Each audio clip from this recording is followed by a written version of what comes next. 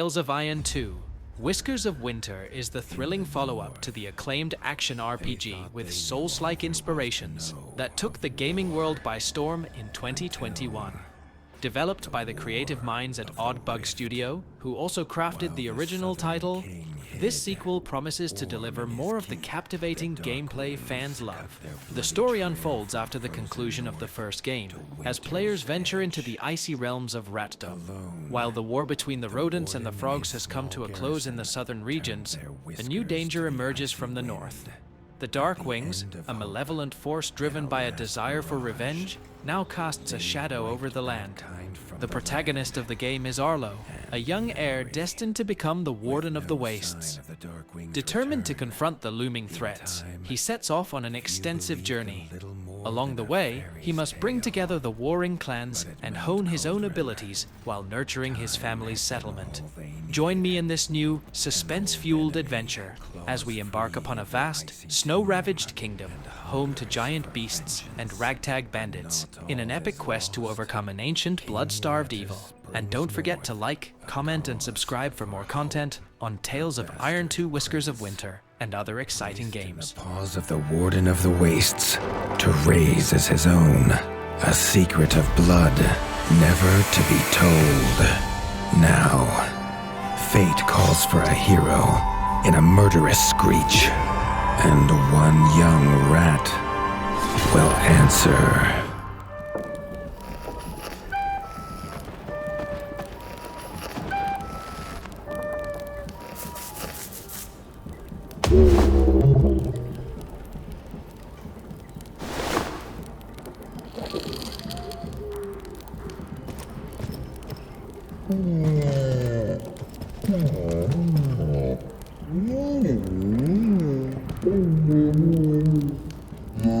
The stomp of his father's boots on the stair was how every morning began for Arlo.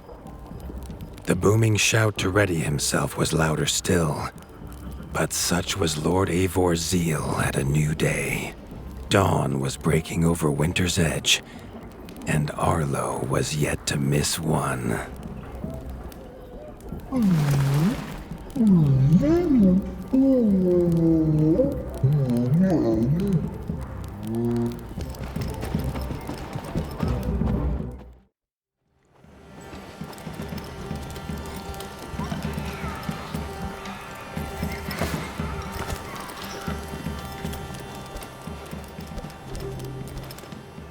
The castle echoed with the horns of the returning hunters, bringing their night's bounty. Arlo's little heart quickened to hear it. The only thrill to be found inside the high walls was a hunter's tales of what lay beyond them.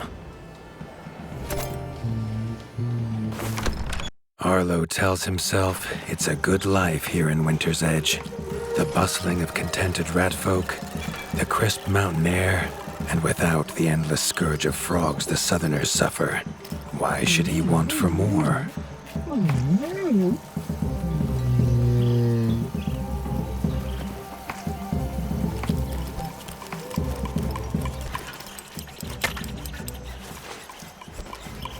Mason Leaf was the rat Arlo most admired. As younger brother to Lord Eivor, his carefree uncle never faced the burden of being Warden of the Wastes. With walls this strong, his duties were light, leaving him plenty of time for his nephew. Crunk was a rat's rat, with no interests beyond his forge. If you have the parts, this mastercraft's rat can make armor and weapons that would see off a sky scorcher bite, or so he claims. Arlo wondered how well they'd do against something that wasn't a myth.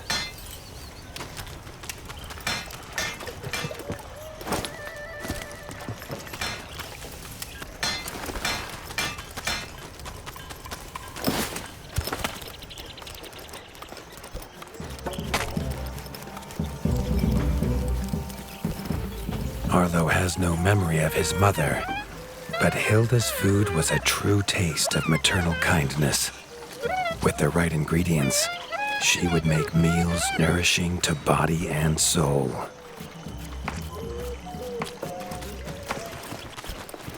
Tiki's shop was perhaps Arlo's favorite, as the shopkeeper had wares from far and wide.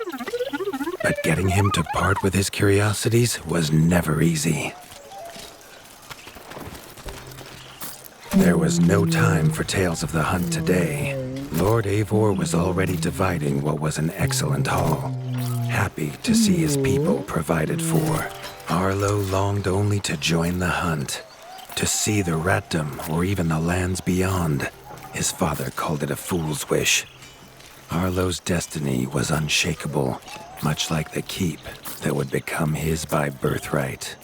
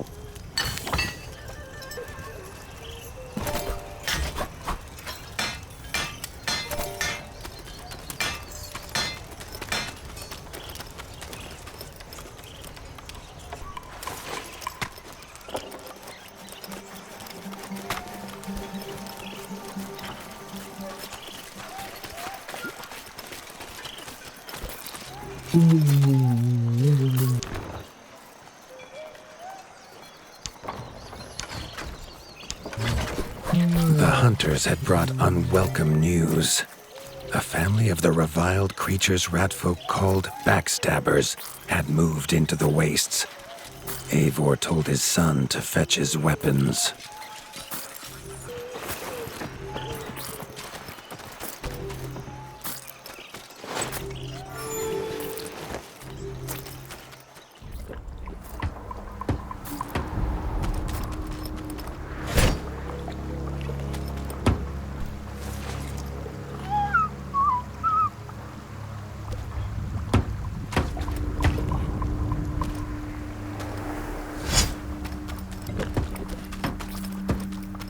His father had no explanation for suddenly taking Arlo on a hunt. It even gave the hunters pause. Arlo had been taught to fight, and better than most. But rarely had he been tested. He was determined to prove himself. The rugged terrain of the outskirts could have taken all day to traverse, but Arlo's trusty grappling hook allowed him to swing between its many crevices.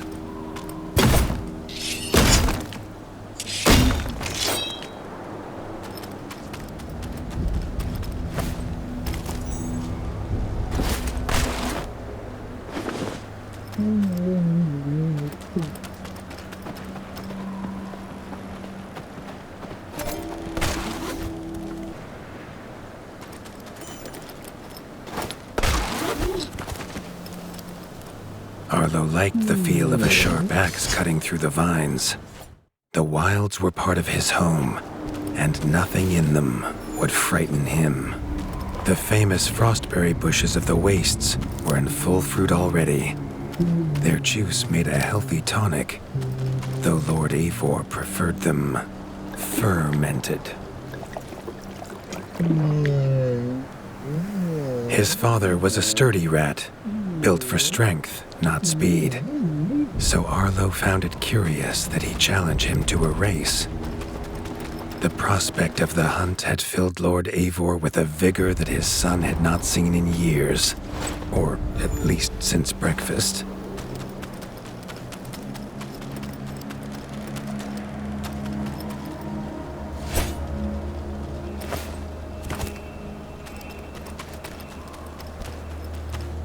A warden fights the hardest battles, he told Arlo, and needs the sharpest blade. With that, Eivor gifted Arlo his own sharpening whetstone. These beasts were named for their spines, or for some past unforgivable deed. No rat knew. Either way, Arlo was about to find himself at the pointy ends of this brood. Even young backstabber Red attacks were brutal, but a well-timed dodge would see Arlo escape unscathed.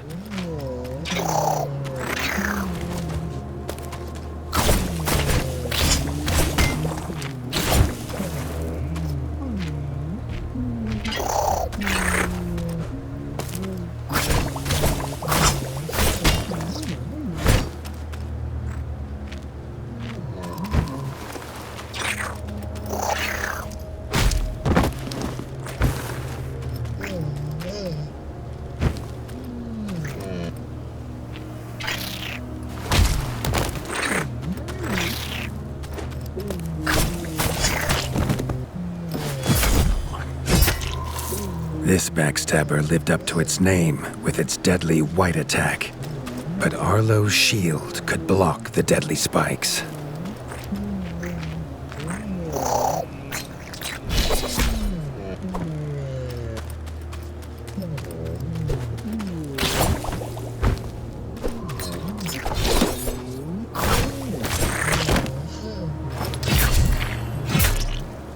This young one used vicious yellow attacks. Arlo had to time his parries perfectly.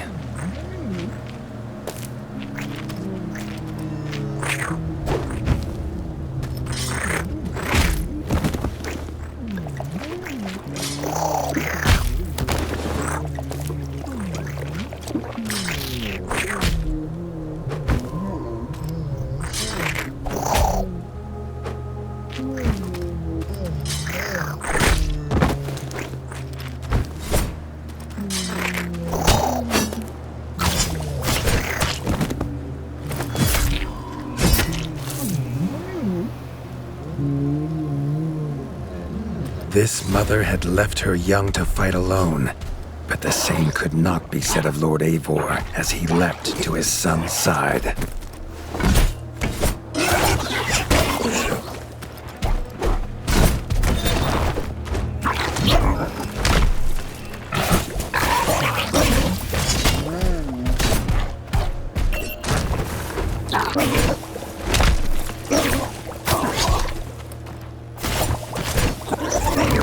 It was Lord Eivor's mighty blade that took her head, but the fight was won together.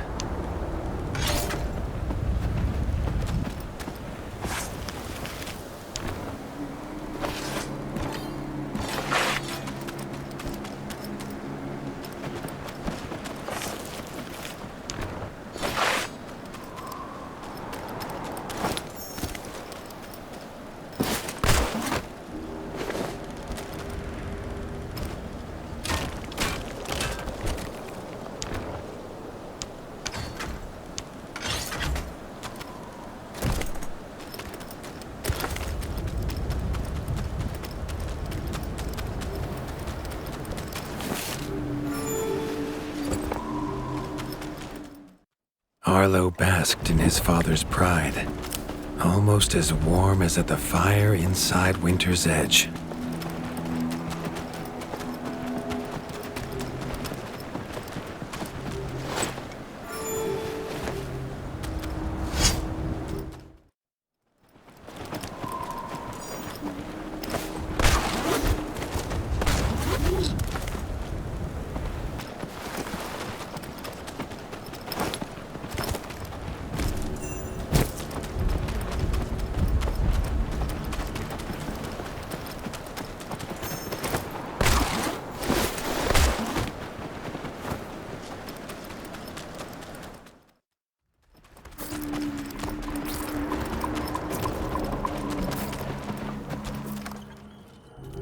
Triumphant and keen to tell the tale of his son's victories, Lord Eivor set to a night of drinking with the elders.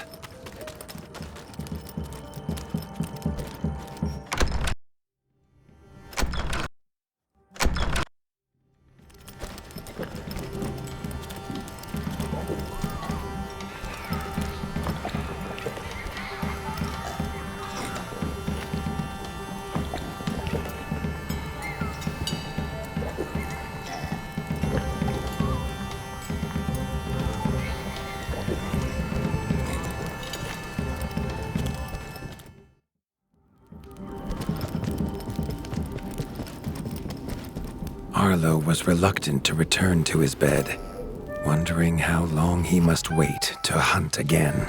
The booming footsteps that woke him this time were nothing like those of his father.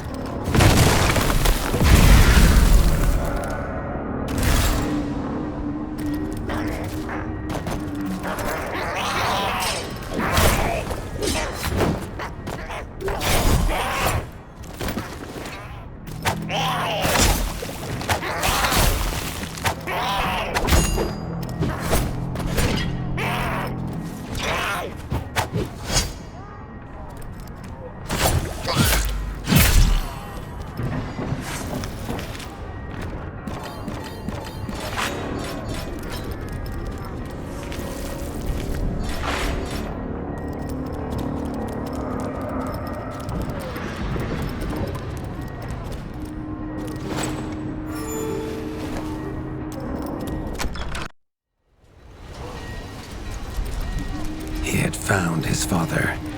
The warden stood alone, holding back a whole Dark Wing army, their cruel Count Kazak leading them. His father charged, but the Dark Wing Count was as fast as he was strong.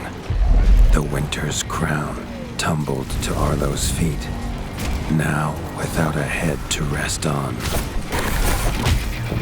There was no time to grieve his father, as from above the Count revealed his greatest weapon, a sky scorcher. Not a fairy's tale, but an undead beast whose very breath could level kingdoms. And its eye was trained on Arlo. All that came next was a fog of bloodlust, snapping jaws, and the beating of leathery wings.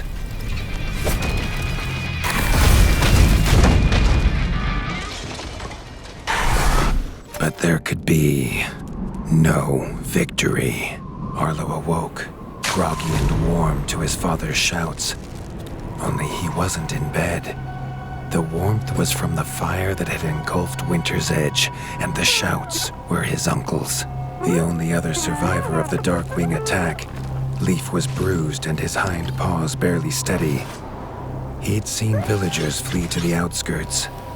Arlo knew it was up to him to make them safe.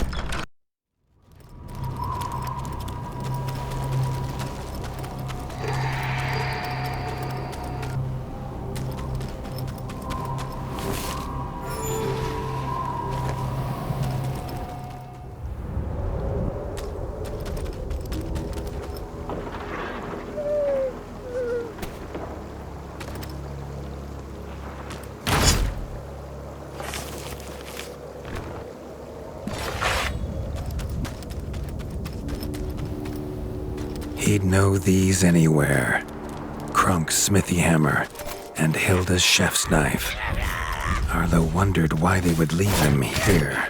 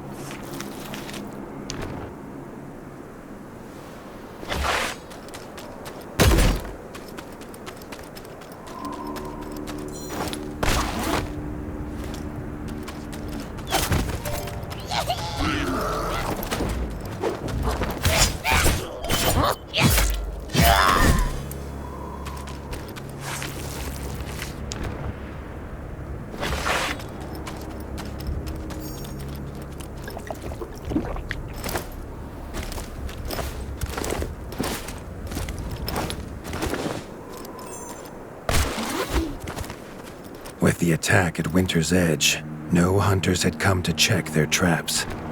Arlo thought he might find a use for them.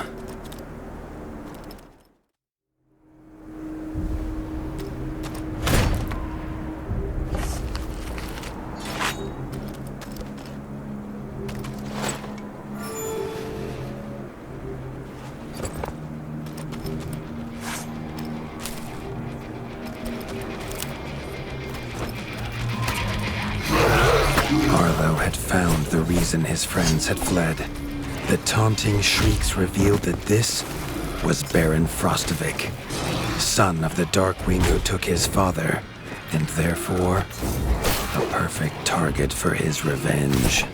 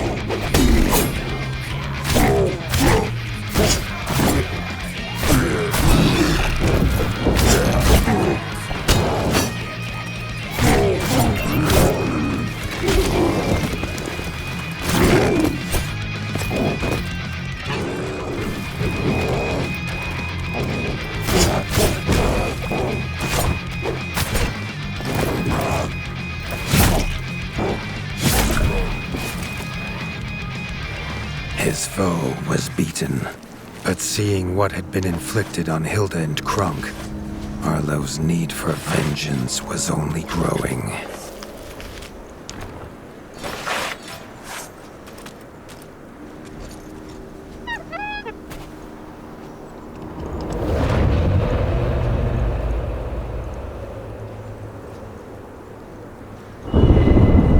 Arlo suddenly wished to be within the walls of Winter's Edge, to hear the boot and boom of his father at dawn, a sound he realized he'd never hear again.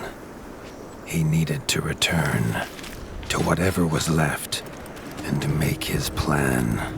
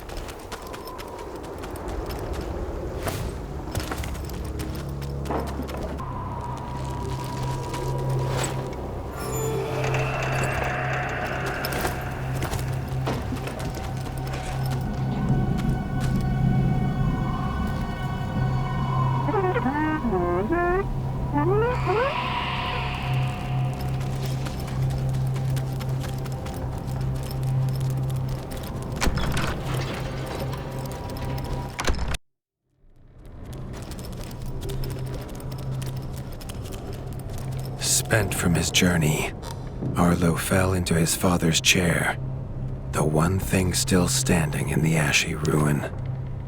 It was his chair now, along with the title of Warden of the Wastes.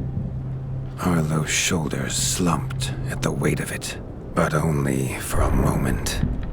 The dark wings had nearly scorched the ratdom to ash before, and now it was for him to stop them.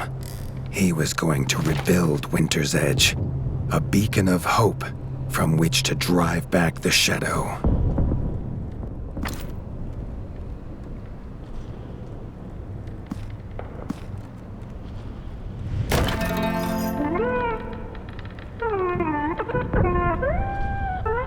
This much Arlo knew. No rat would rebuild Winter's Edge on an empty stomach. The kitchen had to be fixed and stocked. Leaf suggested Arlo visit the night eyes of the Golden Forest, known for their hearty food. Arlo hoped rat wasn't the key ingredient.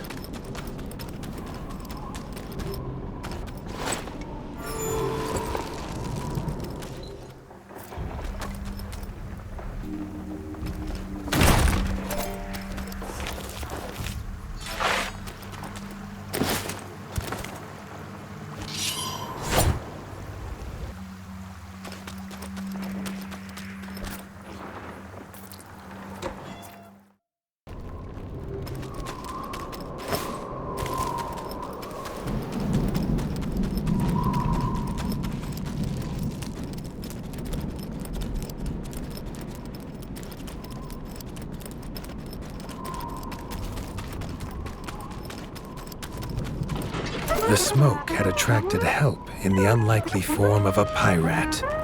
Captain Blacktail had seen many towns razed in his years, usually by his own paw. a fact he chose not to mention as he offered his services.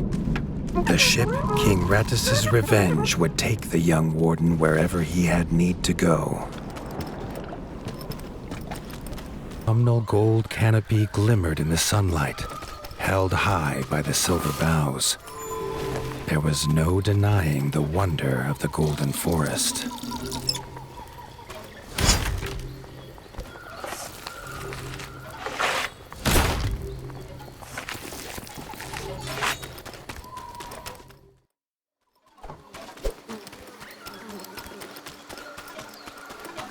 The peace Arlo found beneath the leaves was not to last. A shrill cry cut through the calm, a call for help.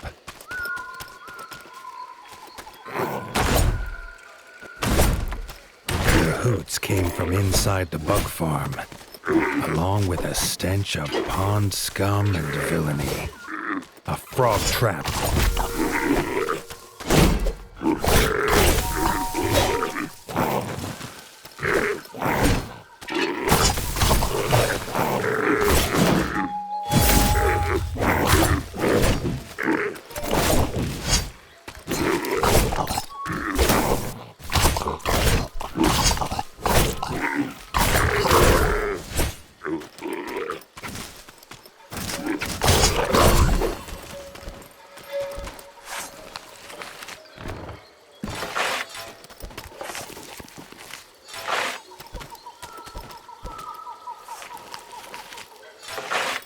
Grateful for her rescue, Erica the Ranger offered to guide Arlo to the hidden village of Nestminster.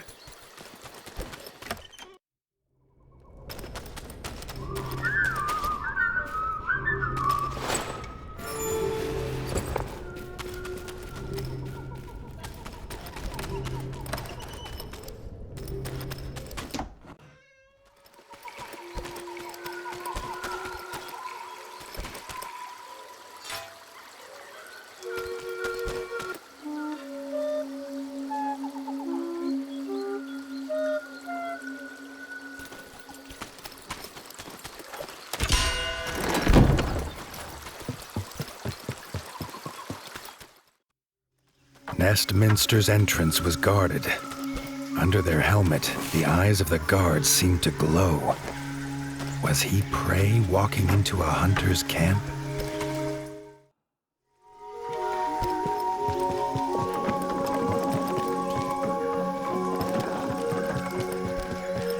Arlo could not help but gasp at the sight. He had never seen a place so ornately crafted. It was nothing like the cold stone of home. The Parliament was deep in session when Erica and Arlo entered. The Night Eye elders listened, still as statues, to the pleading of a chef whose daughter Frey was missing. Erica threw herself forward, proclaiming she would rescue the chef's daughter and needed no help. Then she was gone, leaving Arlo to face the elders alone. The elders' staring eyes unnerved Arlo, but when they asked him to protect Erica, he did not refuse.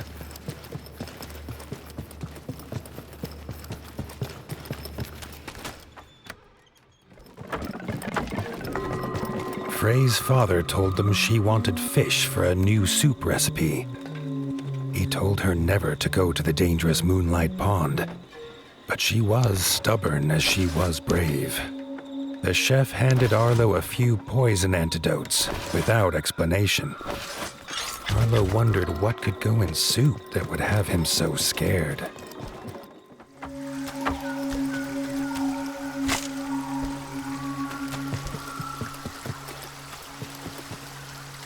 Erica said they must be as stealthy as the owls of old. She gave him a bow carved from the silver boughs, quiet as a whisper and deadly as a talon.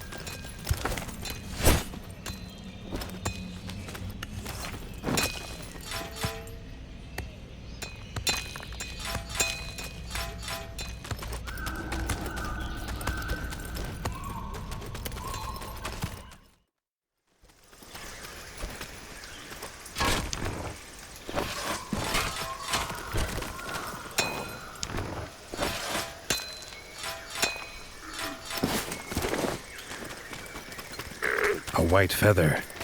Erica knew it was Frey's. They were on the right path.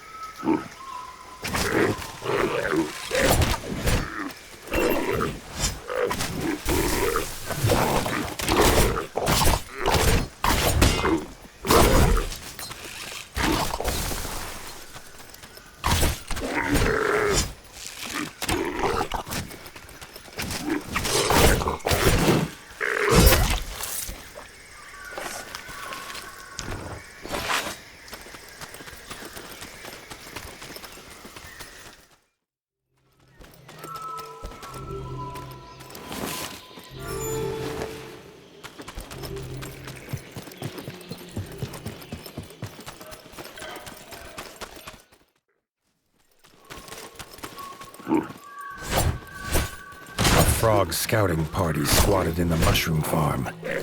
Arlo's arrows would make swift work of them.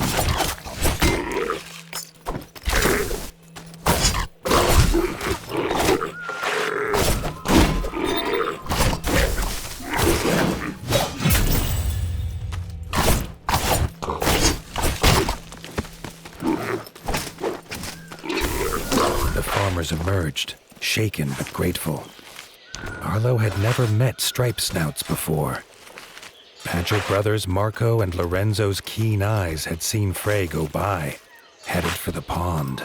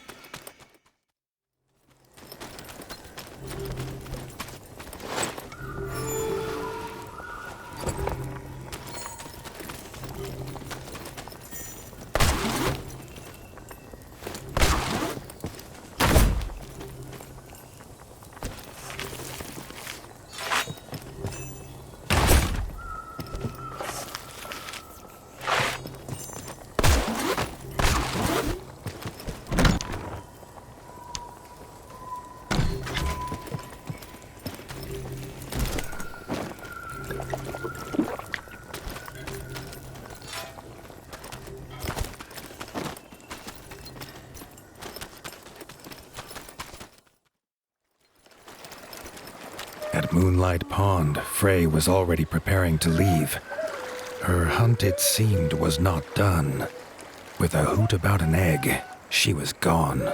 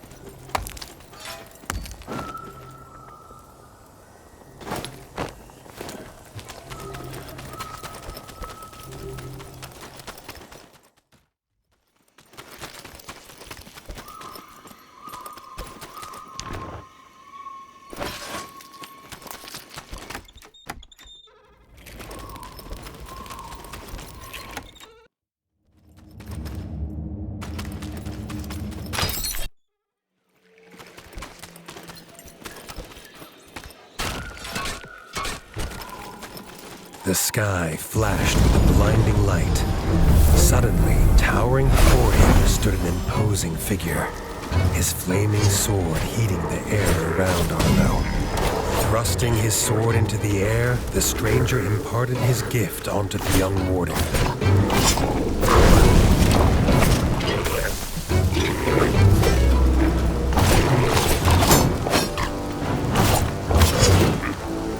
Arlo could feel the stranger's gift pulsing through his body, filling him with a burning desire to avenge his father and rid the North of the Darkwing scum. Tunnels are rarely used by Night Eyes, who prefer an open sky above. Arlo knew dangerous creatures lurked in such dark places.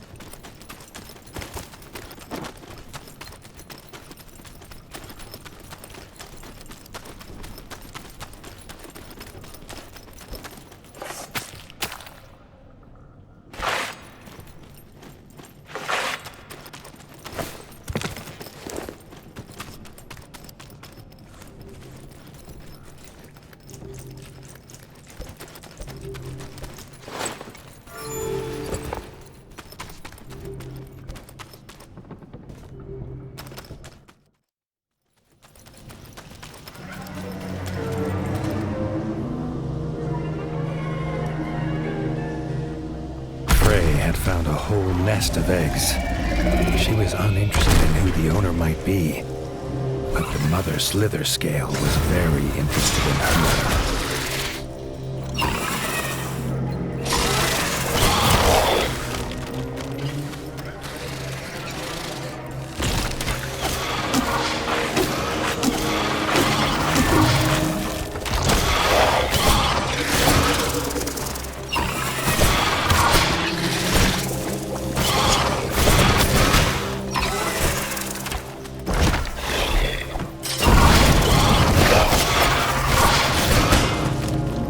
Side by side, Erica and Arlo forced the slither scale from its lair.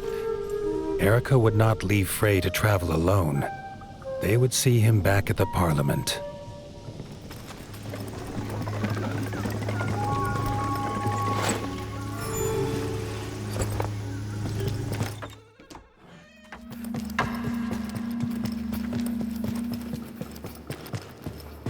Erica and Frey held wings as they asked Arlo and the elders for their blessing. They wanted to leave and start their own kitchen at Winter's Edge. All agreed.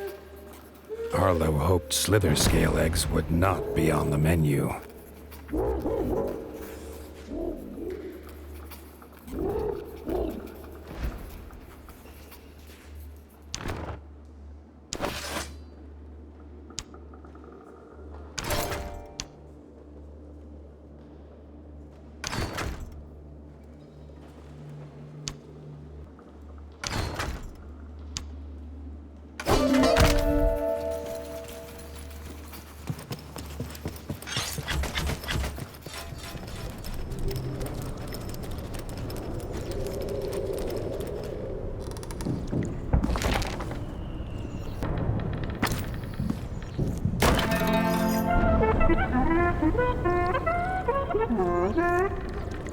rebuilt walls would not keep Winter's Edge safe alone.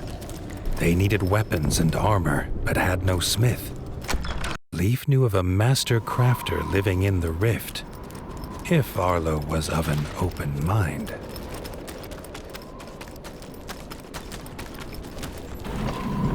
Arlo had heard the tales of battles that scarred the rift at his father's knee. He wondered how much of the stories could be true.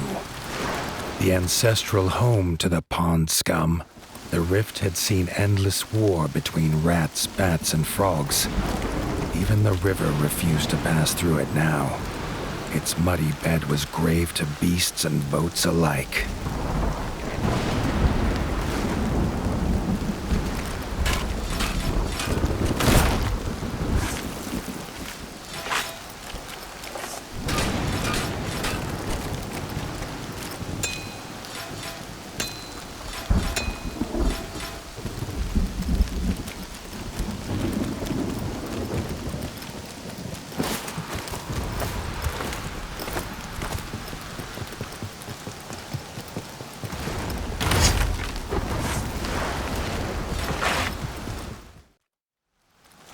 Arlo's foot slipped on something that was not another bone. Bottles were littering the muddy path now. Whoever left them could not be far.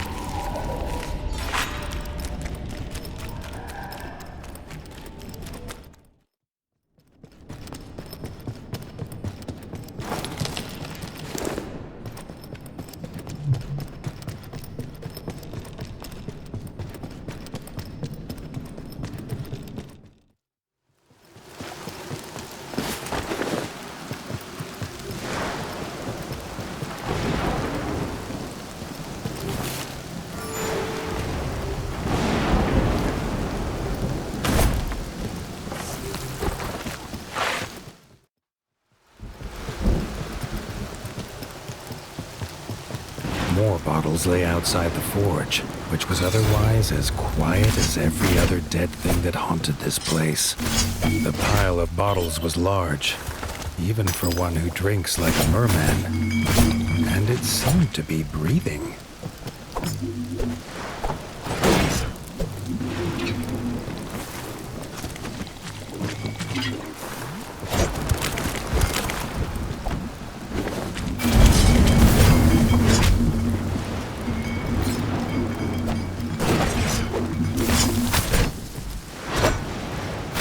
Was amazed the merman could swing his hammer, let alone see who he was hitting.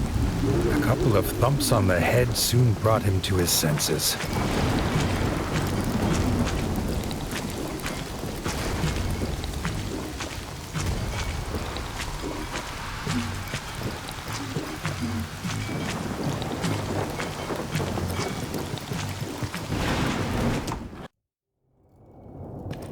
Following him inside, Arlo realized this must be the smith, but his furnace was as cold and broken as the merman's spirit.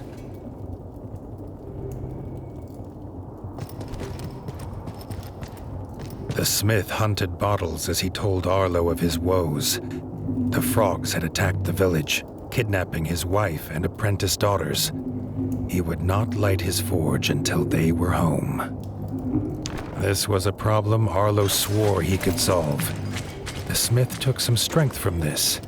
He introduced himself as Ron and flashed a grin, telling Arlo the frogs didn't take everything.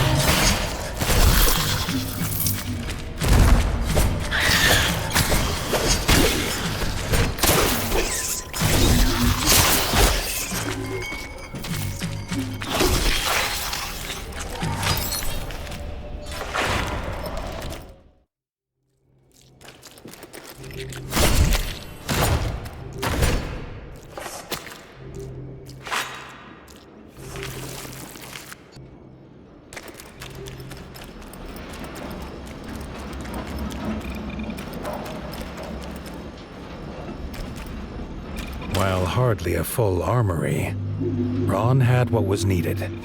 This two-handed skull crusher was a gift made by his daughters. He put it in Arlo's paws, in hope it would help save them.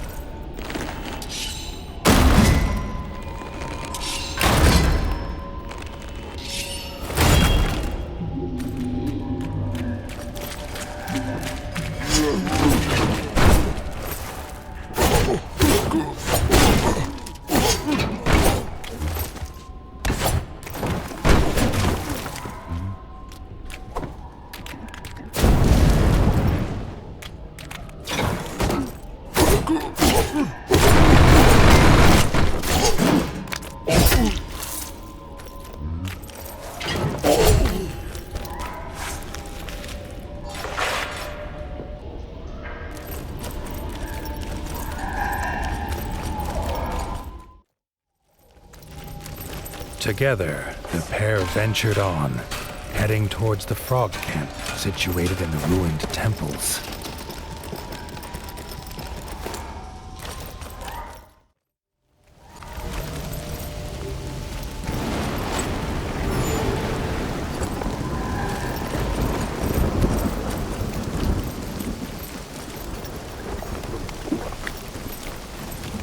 At the top of the pile of corpses was one that was not Frog.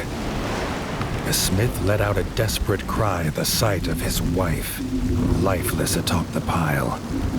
He cried out again, but this time it was a call for blood.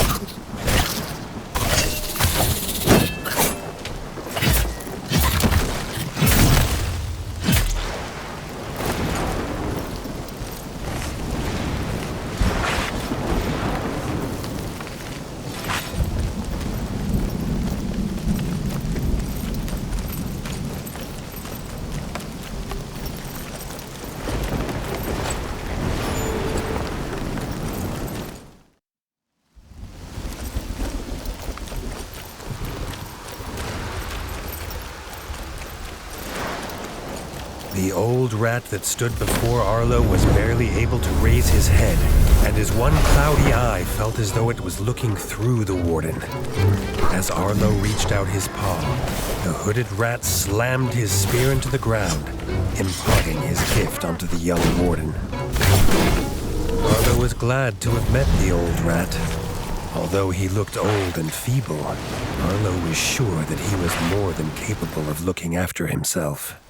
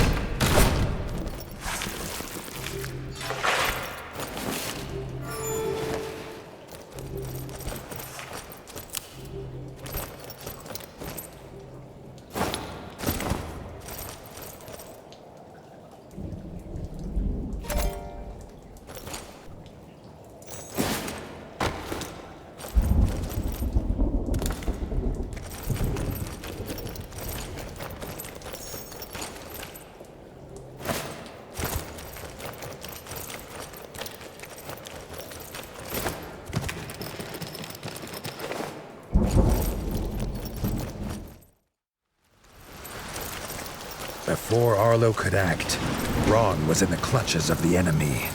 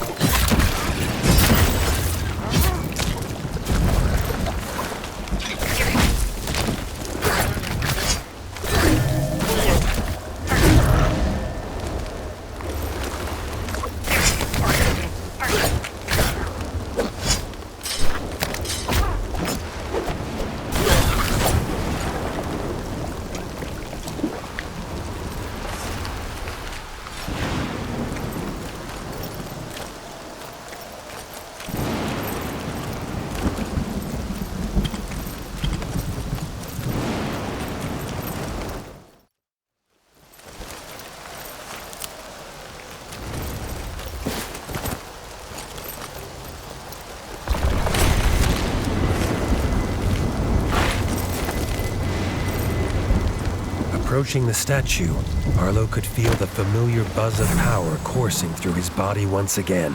As he left the statue, Arlo could feel a new power coursing through his body.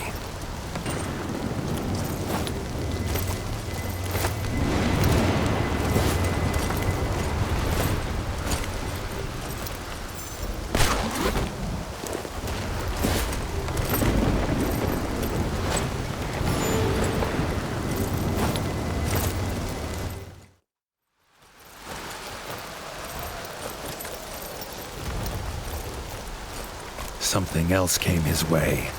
Tumbling down the temple stair, Arlo was met with another horror. The head of the smith. It was Arlo now who took up the battle cry.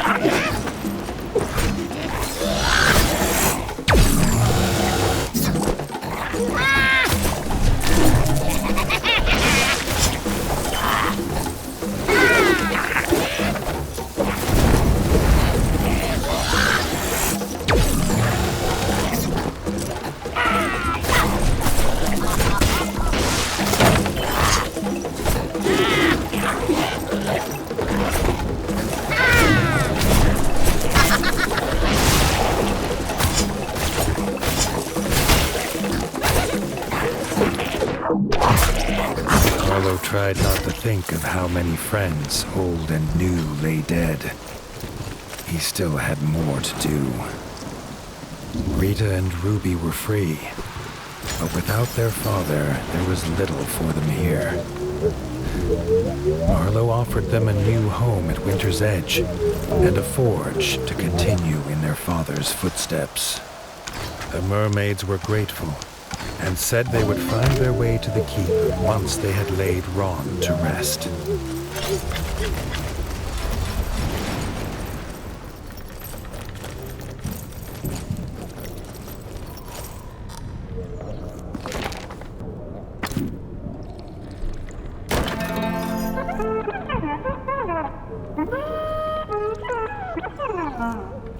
Winter's Edge bustled again, but now with folk from across the north.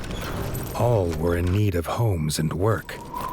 Leaf suggested a new builder's yard would solve both problems. The yard needed a builder, and Arlo knew who to ask. Some rats protest at any change to their view, none more so than the elder at Mossbug Farm. If a builder was near, he would know.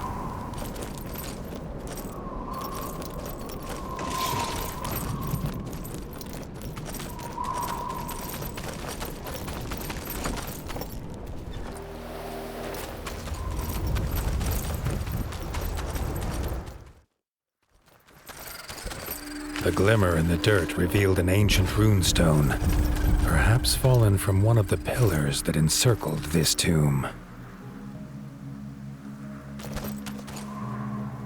The runestone slipped into place. Arlo wondered which tale was true, that treasure lay within, or some ancient horror.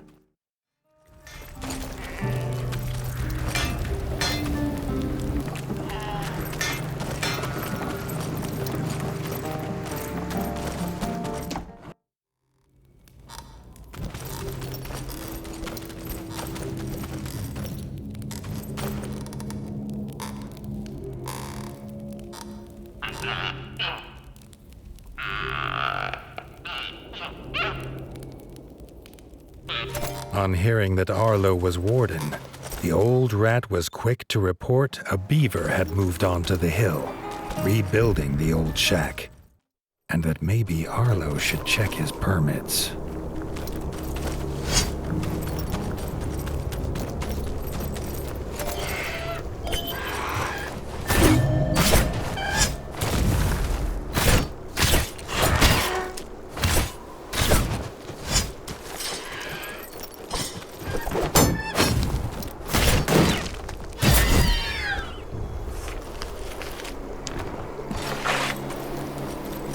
These farmers had been to the shack to trade with the beaver, but found no sign.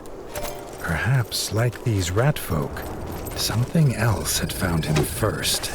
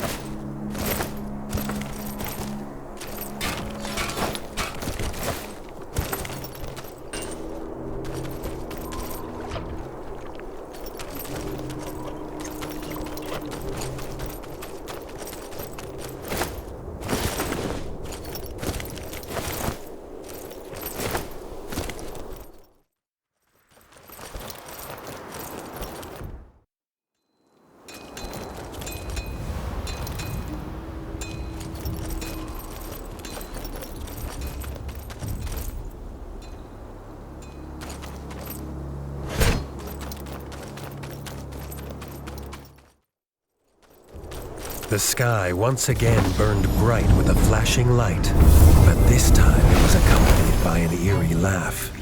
Before the warden stood a slender rat, his lips still curled from laughter. As Arlo went to question the stranger, he clapped his paws together, imparting his gift onto the warden. Although Arlo was grateful for the gift, he could not ignore the feeling that this stranger was using him as part of some intricate plan.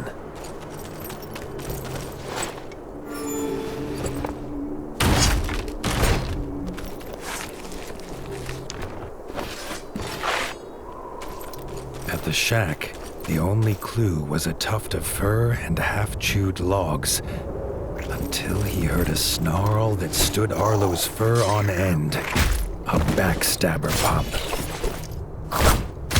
The pup's nest would not be far. Arlo feared for the beaver's fate.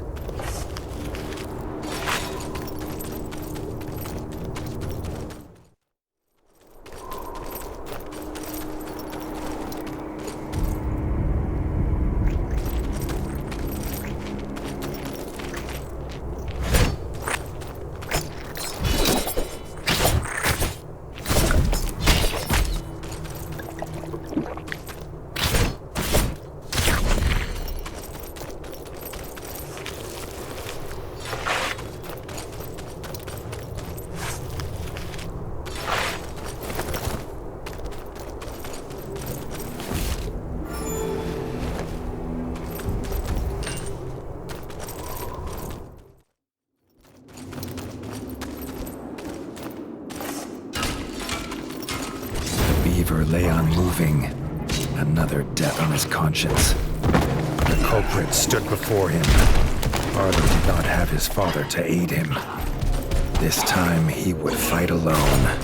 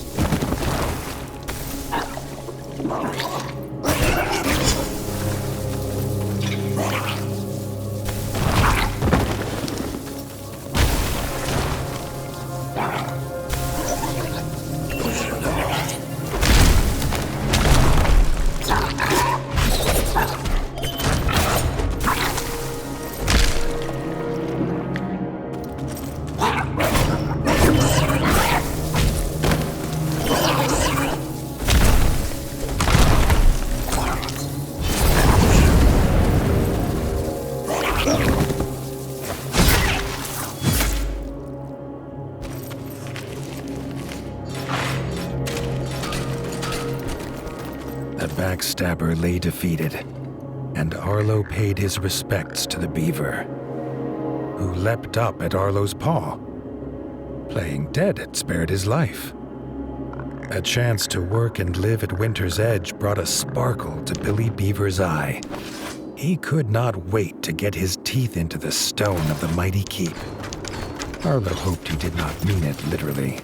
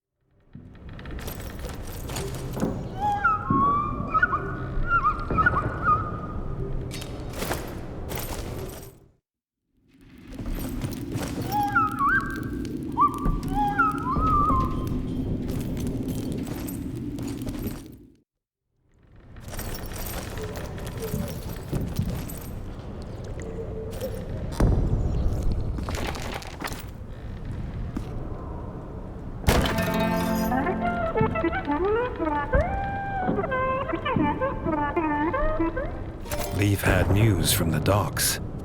A hunter had arrived in the night, badly injured and seeking help from the warden.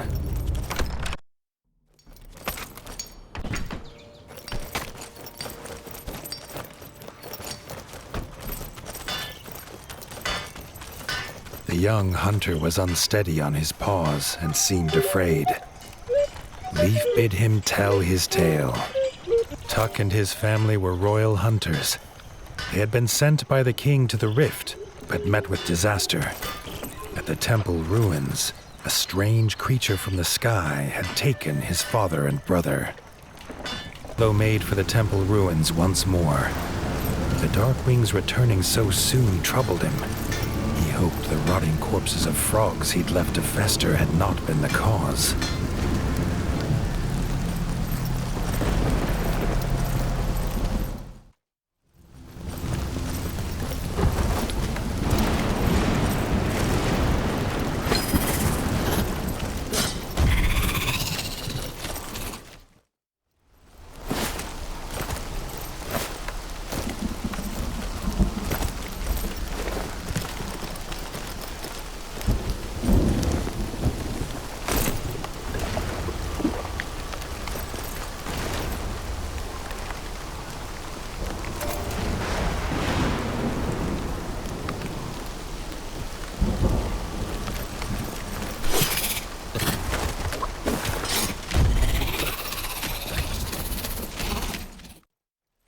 In the distance, Arlo could make out the silhouette of a solitary hunter.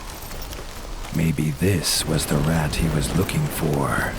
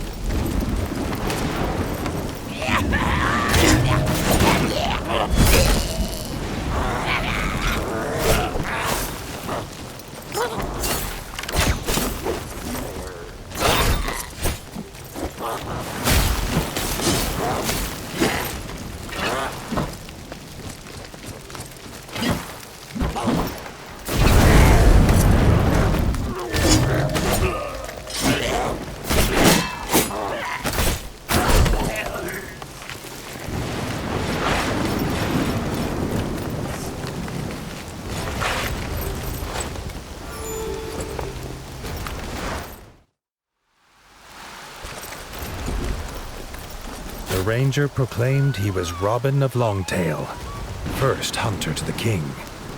He had escaped the Darkwings, and glad to know Tuck was safe. But he would not leave while his youngest, Little John, was still captive. These creatures were doing more than raiding. But there was no chance to explain as dark shadows swooped down upon them.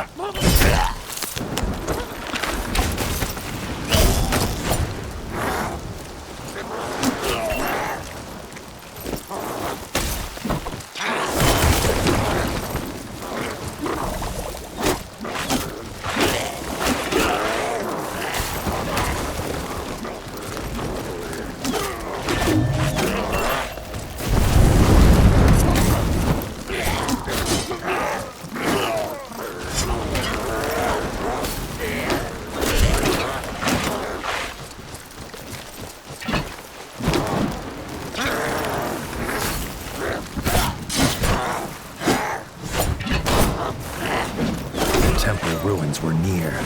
Arlo would waste no time on more talking. He would not be too late this time.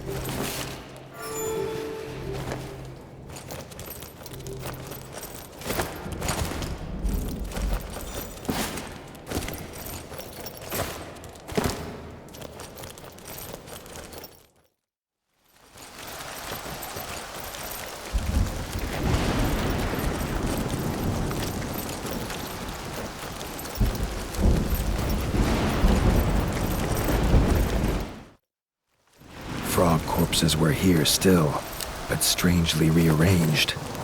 The Dark Wings had indeed come for the dead, and were using them for some nefarious purpose. Arlo's stomach churned.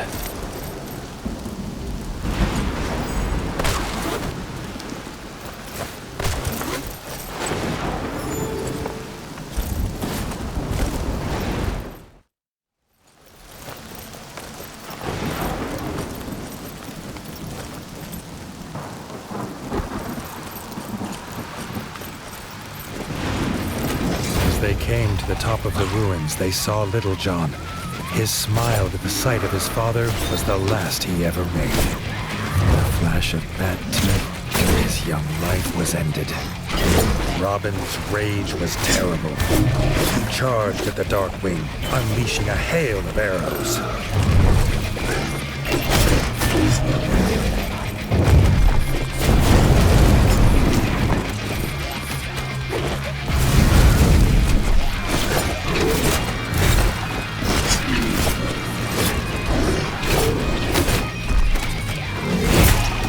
Together, they defeated the beast in a fury that sent all other bats from the ruin in terror.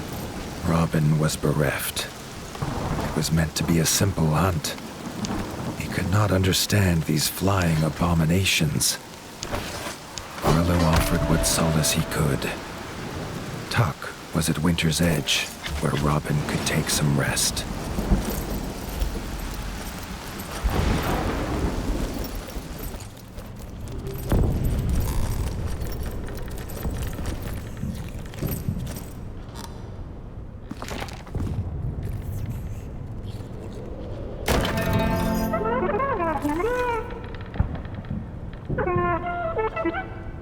Villagers had come from the outskirts seeking an audience.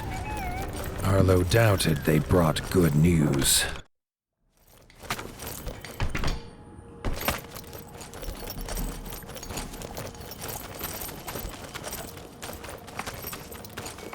The villagers told a harrowing tale. The Darkwings had returned in the night. The bat's thirst for destruction was not sated at Winter's Edge. Now, the outskirts needed his help.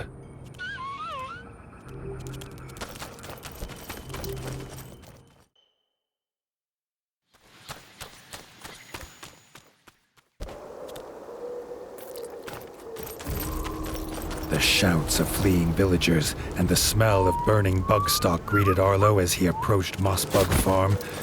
It was already overrun.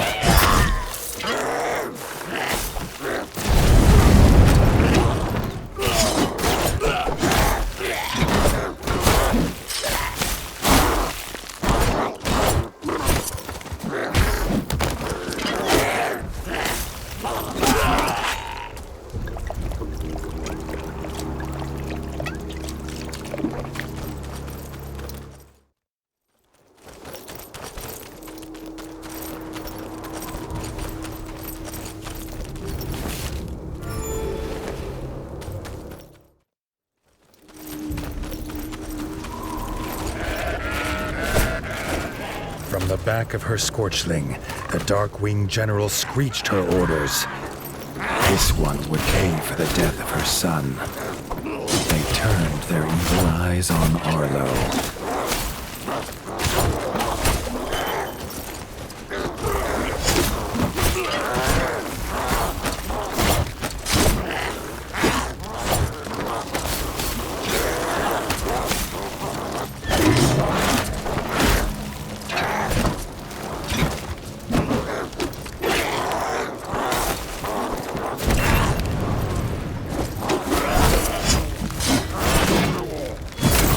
Drenched in Darkwing blood, but the farm was free of their filth.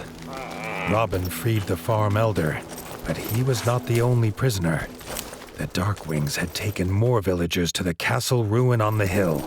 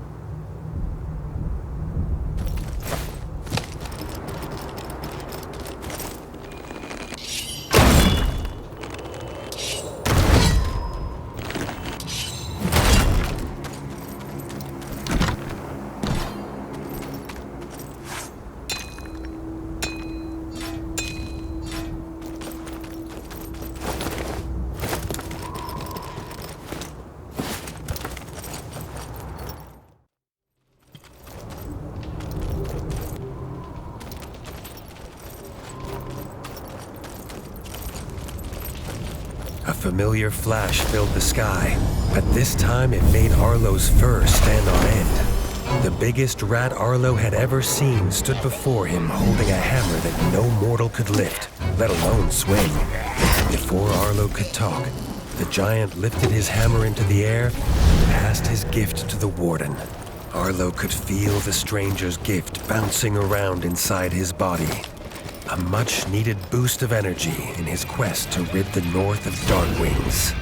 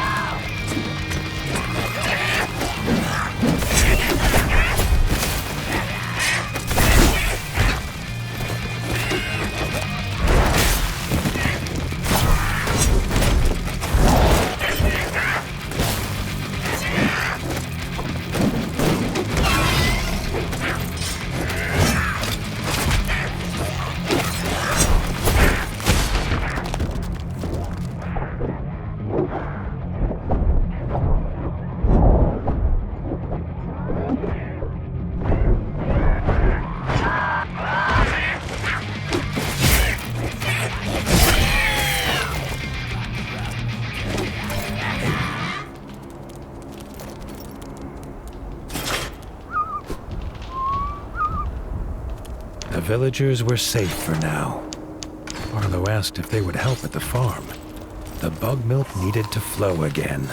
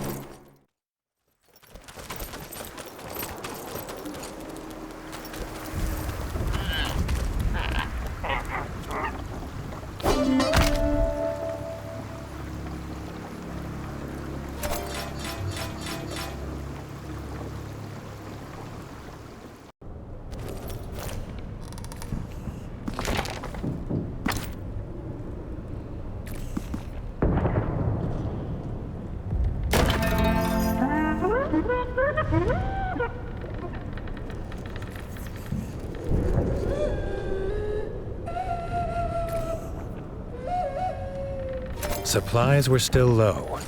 Frey wanted Winter's Edge to start their own farm, but they would need a farmer fit for a keep. Everyone knows the Night Eyes of the Golden Forest had the best farmers. Or so she said.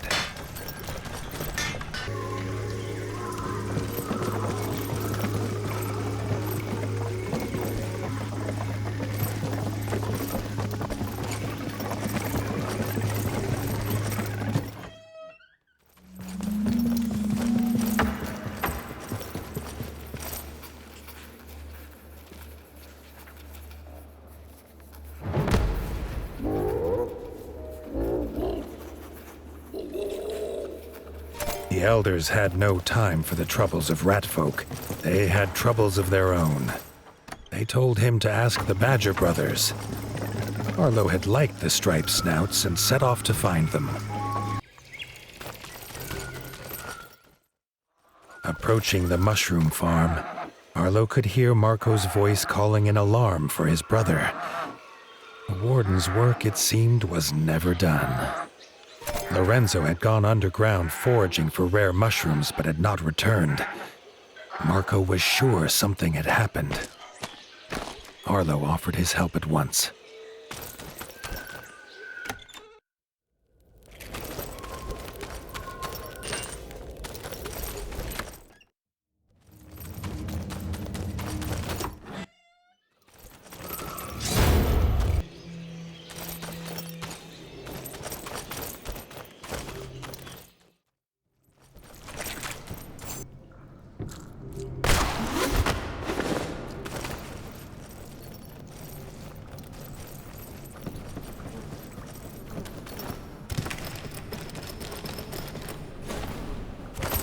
The carved stumps of a mushroom patch. Lorenzo had come this way.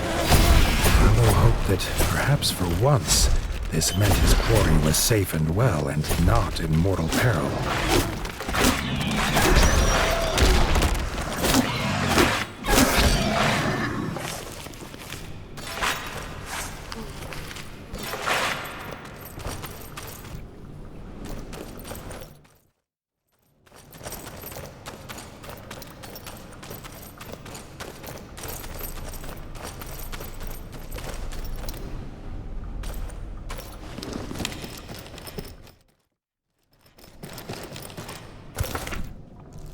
This must be Lorenzo's basket. Why had he dropped it? Arlo moved faster, certain luck had once again abandoned him.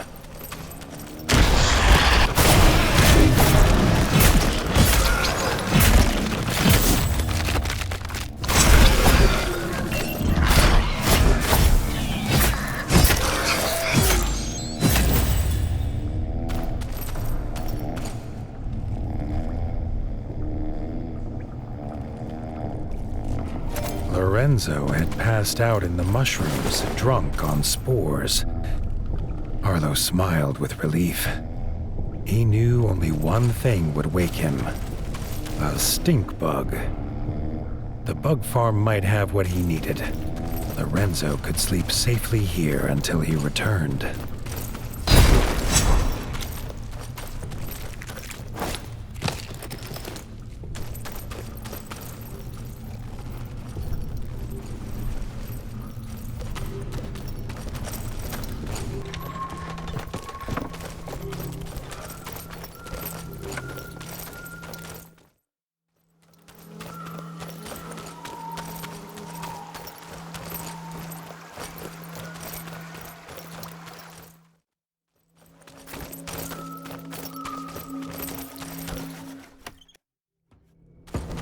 Bug smell would not linger on him. The sooner he got to the sleeping Lorenzo, the better.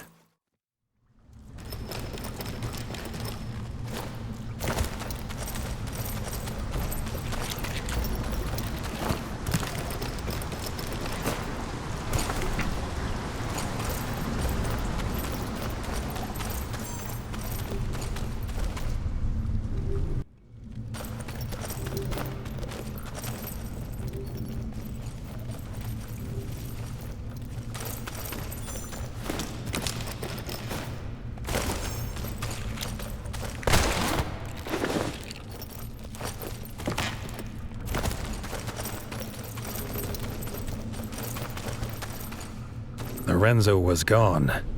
In his place stood a hooded night-eye. He said the striped snout was being treated by a healer at the shrine, an honor not to be disturbed. Arlo did not like the glint in this owl's eye. He was warden and would disturb whomever he saw fit.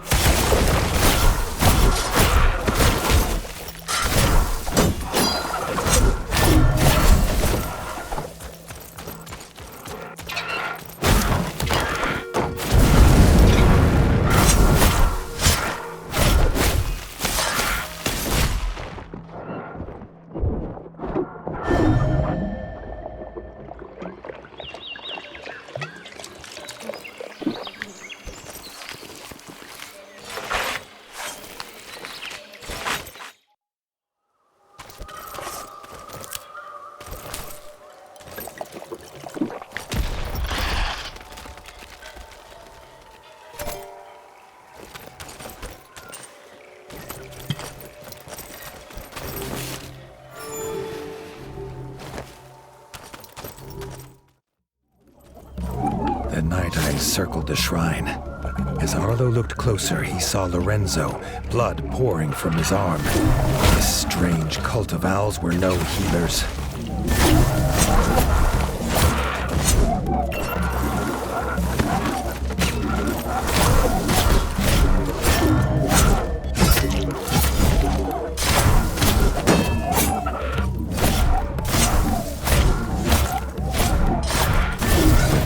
Cultist defeated, the elder drew something from his cloak. Lorenzo's arm. He swallowed it whole. Arlo soon wished that had been the worst of it.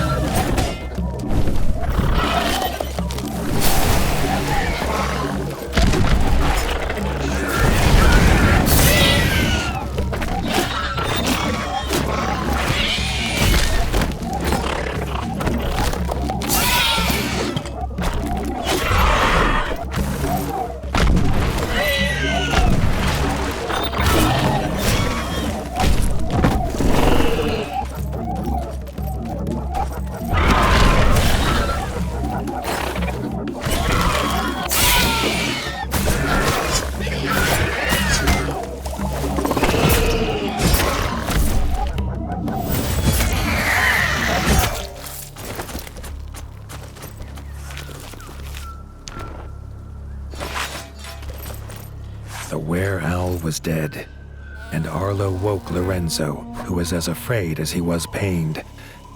Arlo sent the scared badger home where his brother was waiting to help him.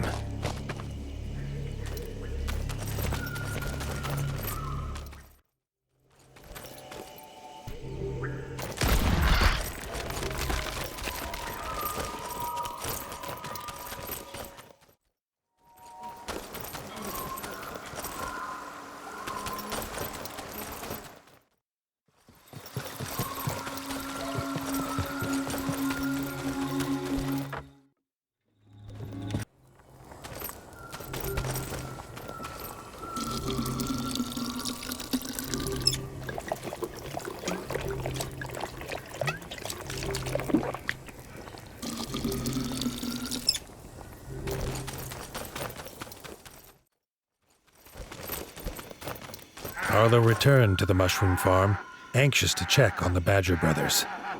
Grateful for the young warden's rescue, they offered to work the farm at Winter's Edge as soon as Lorenzo's wounds were healed.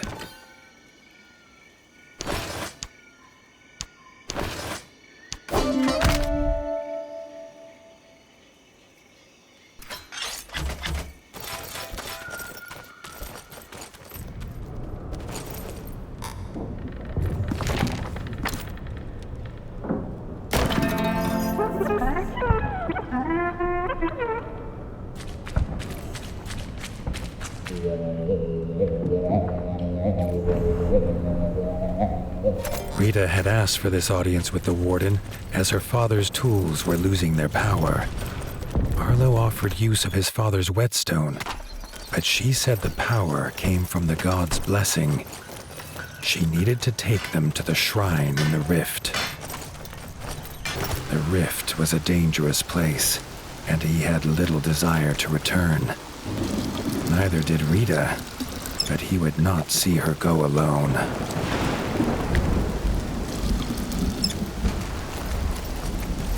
The merfolk believe the 8 arms bring balance to life and death. Or so Rita explained as they approached the shrine. Arlo's little head disliked such weighty thoughts. He thought about lunch instead.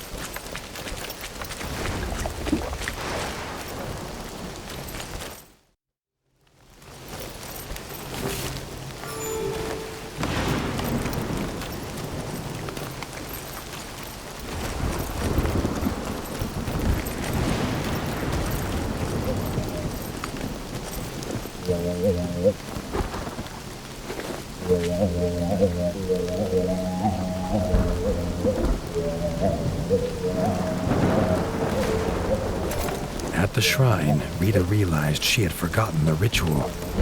She needed a druid's help, or it would all be for nothing. She pointed to the old ruins. Could Arlo find the druid who lived there?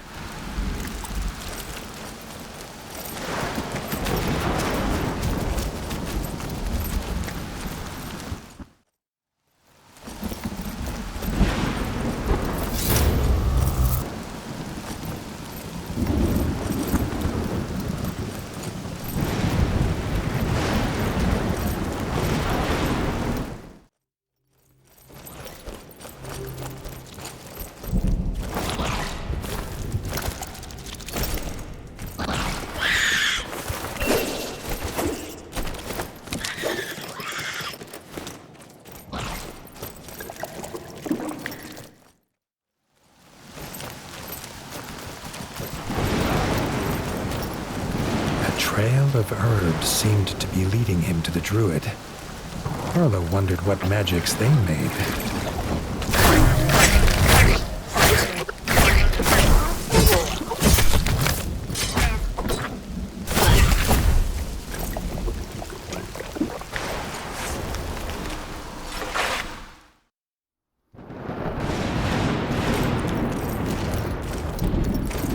A druid's coat of needles can see off most attacks, but these frogs seemed to feel no pain.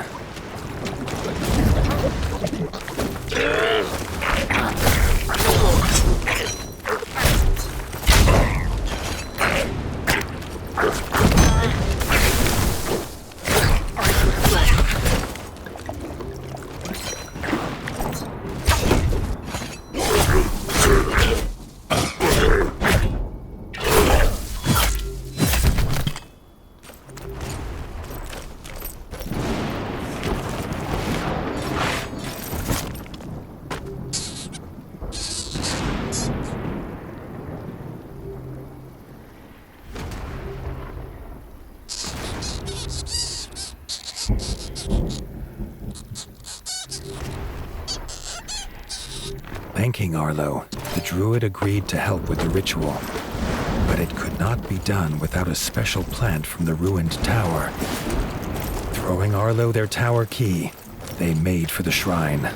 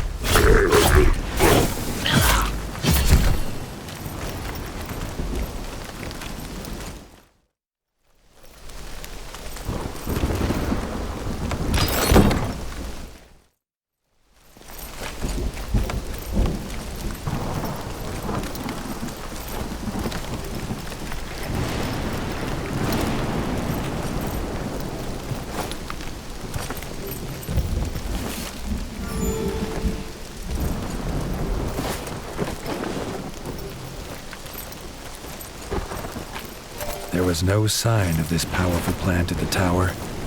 All Arlo found was an open hatch. Perhaps its power let it grow in the dark.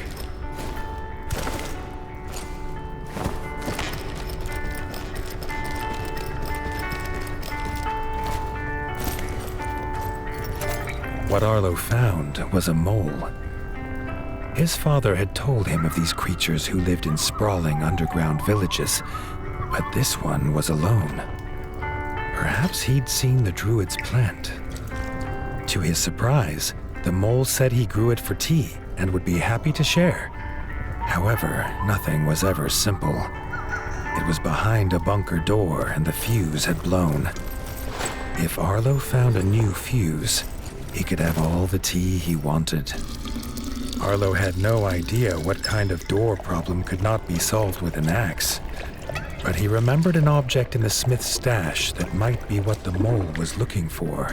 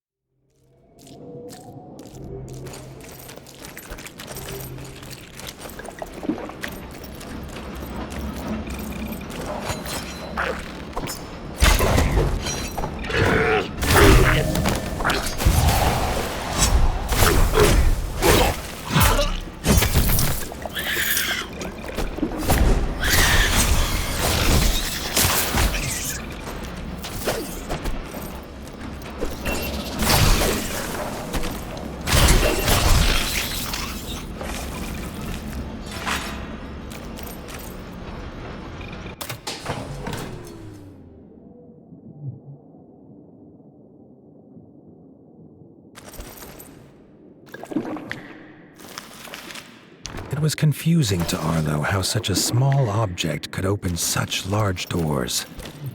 He would have to remember to return to ask one day.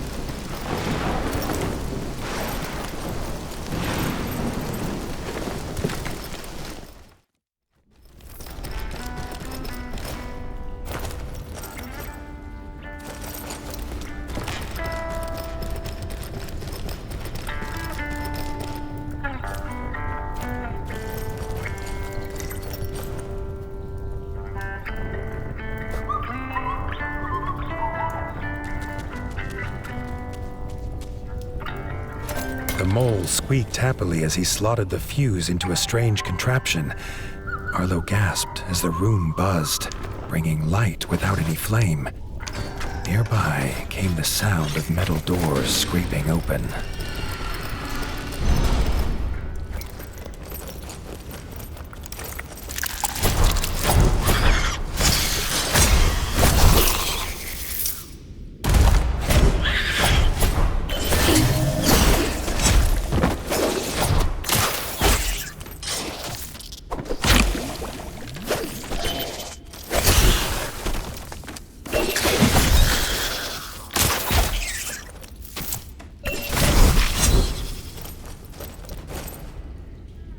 With the plant in paw, he promised to return one day for the offered cup of tea, a use for the plant which Arlo resolved not to tell the druid.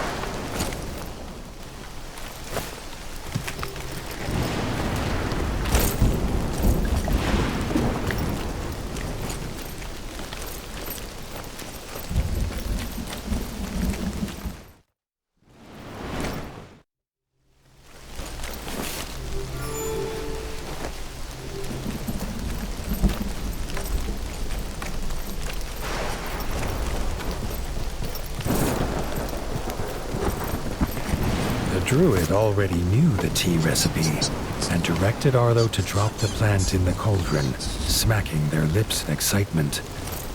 Arlo wondered if his troubles had been for a magic herb or tasty drink. Arlo had hoped for a well-earned nap during the ritual, but it seems even the dead do not rest during rituals in the rift. Arlo had to keep them from the druid.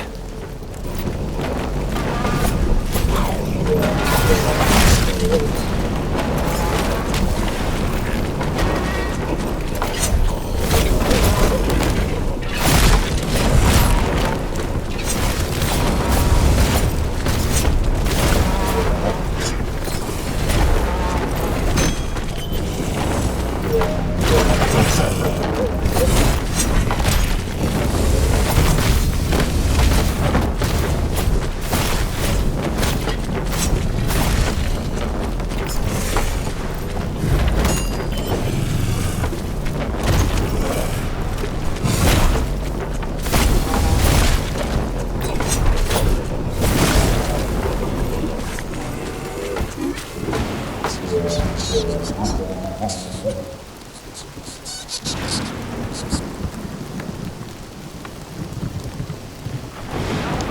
ritual over, the dead rested once more. Rita thanked the druid, and Arlo suggested they return with them, but they refused. They were headed home to try their plant in a brownie recipe.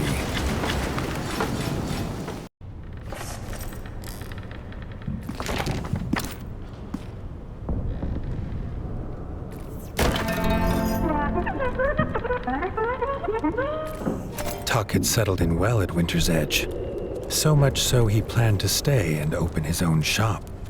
He hoped Arlo might help him collect rare items to help draw in ratfolk from far and wide.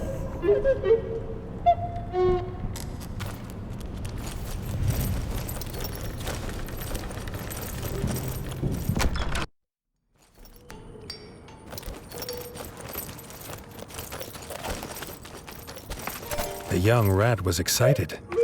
He had worked out exactly what he needed and asked if Arlo would meet him in the outskirts. Arlo was glad to see Tuck's spirits finally lifted and could not refuse him.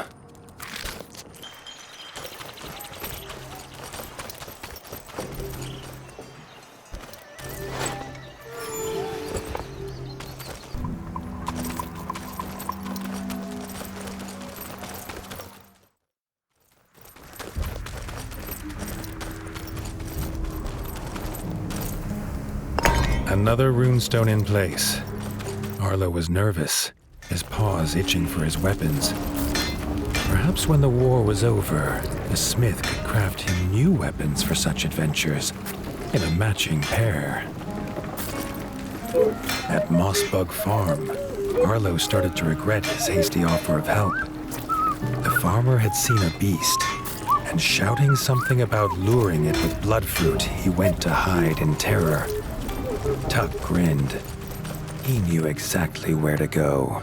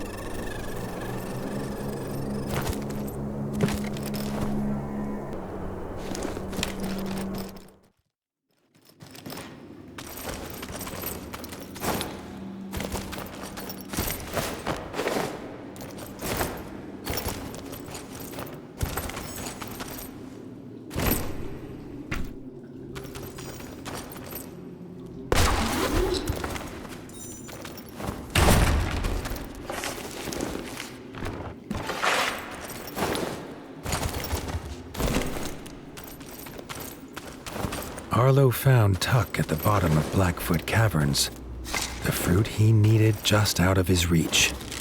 Arlo's bow would make quick work of this.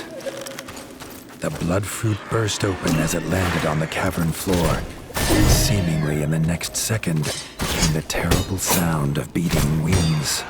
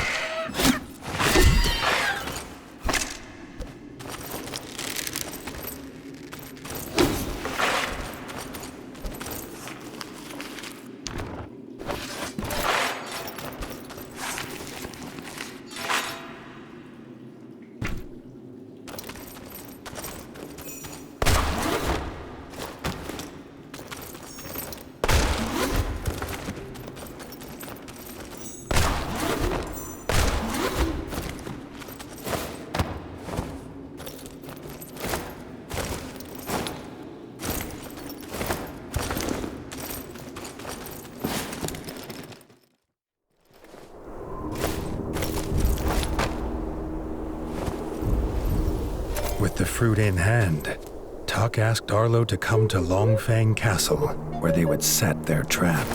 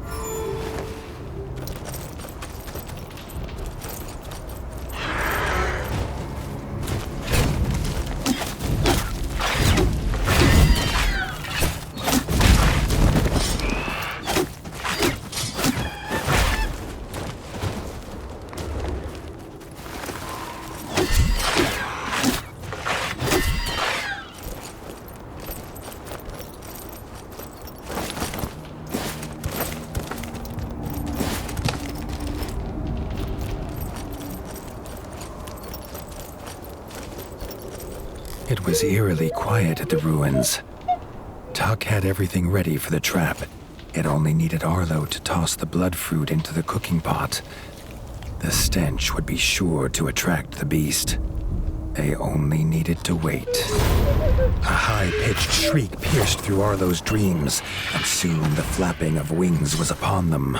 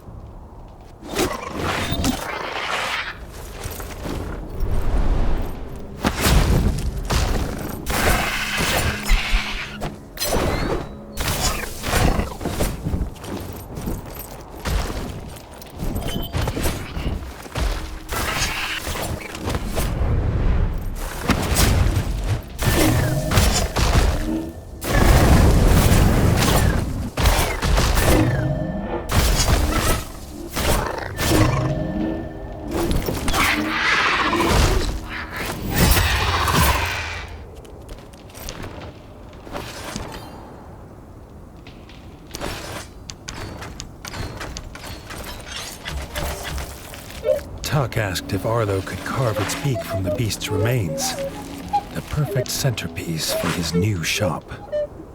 The young rat could barely contain his excitement and ran off, keen to find the builder at Winter's Edge, now able to build the shop of his dreams.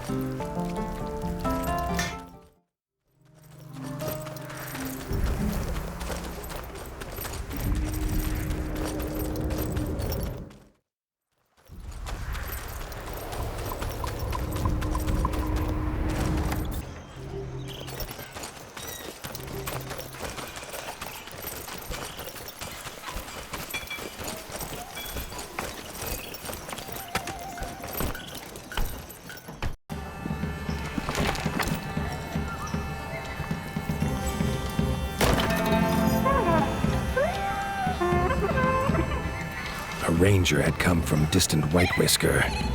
Gray Ears told the tale of a Darkwing camp sending raids on the rabbit village.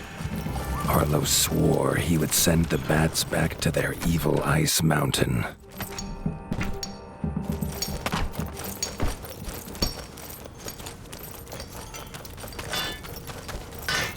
Before Arlo could set sail, he was stopped by Robin the Ranger. If Arlo planned to go north to fight the Darkwings, he was not going alone. At the docks of White Whisker, Gray Ears bid them to come speak to the elder of the village.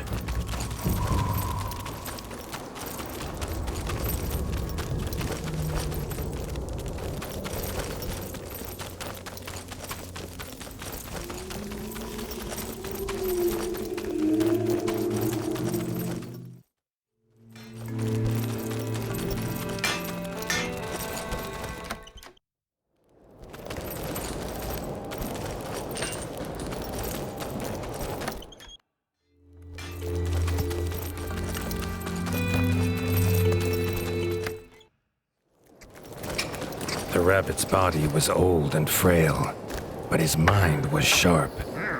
The Darkwings had made camp on Whiskers Peak. Their attack would come soon, unless someone took the fight to them.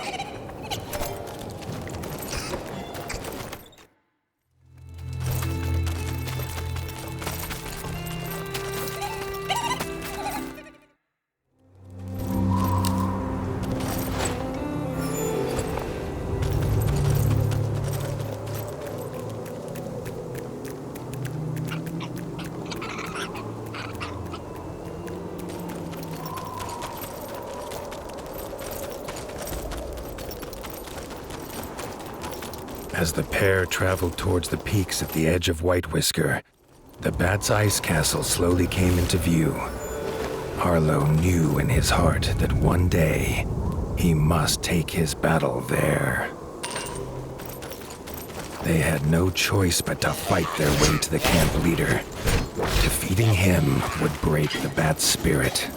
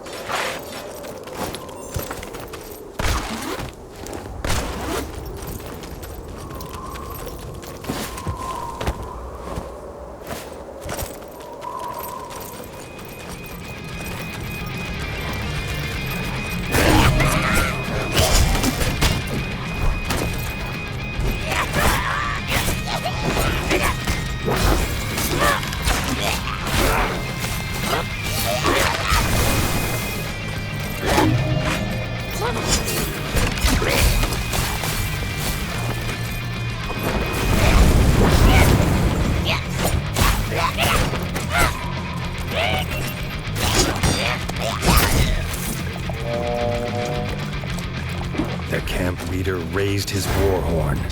Its unearthly screech seemed to stir the very air into fury. This was not the wind, but the beating of leathery wings.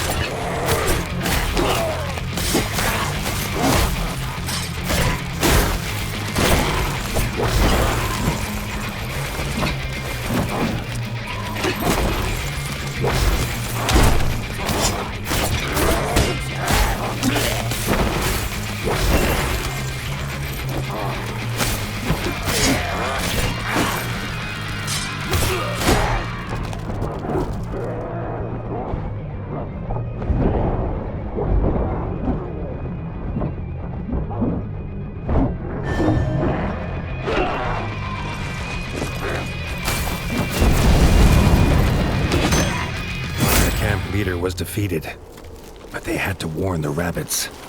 Darkwings were on their way.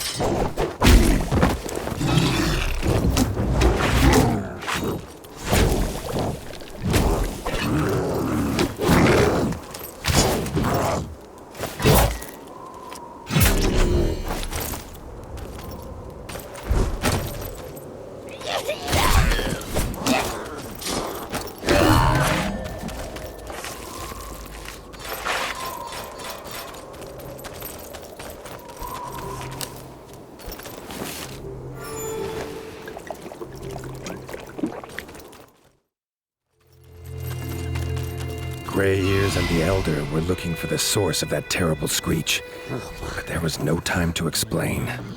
Arlo shouted to Gray Ears to get the villagers to the boats. He and Robin drew their weapons.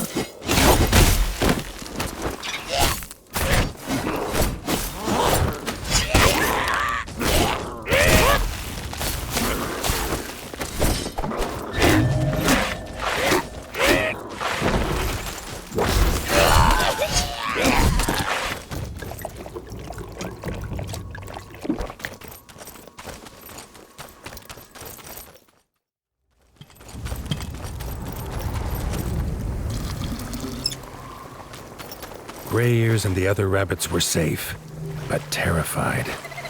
Arlo offered them refuge and a warm welcome at Winter's Edge.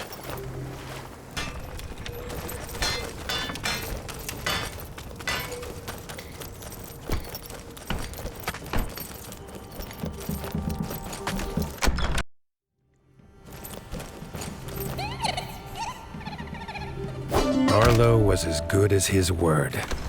He welcomed the rabbits, proud to offer Winter's Edge as a new home for as long as they wished.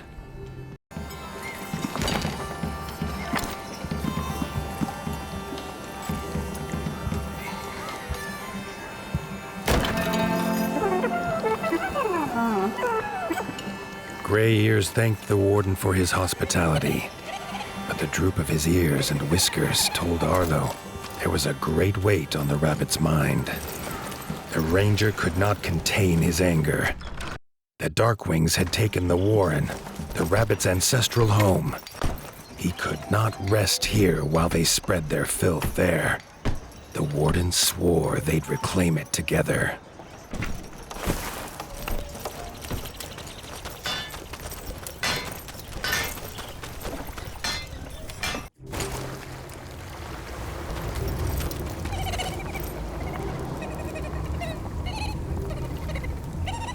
The ranger was fueled by his fury, barely pausing on their journey for food or rest.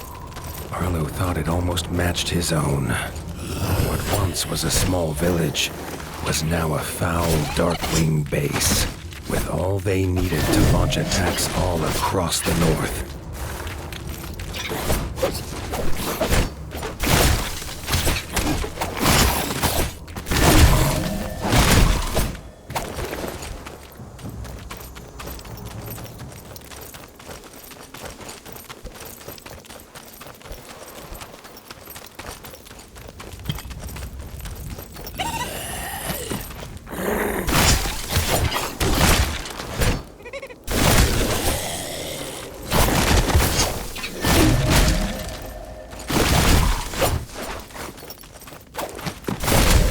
And the ranger fought tooth and paw, bow and blade, to drive back the bat filth.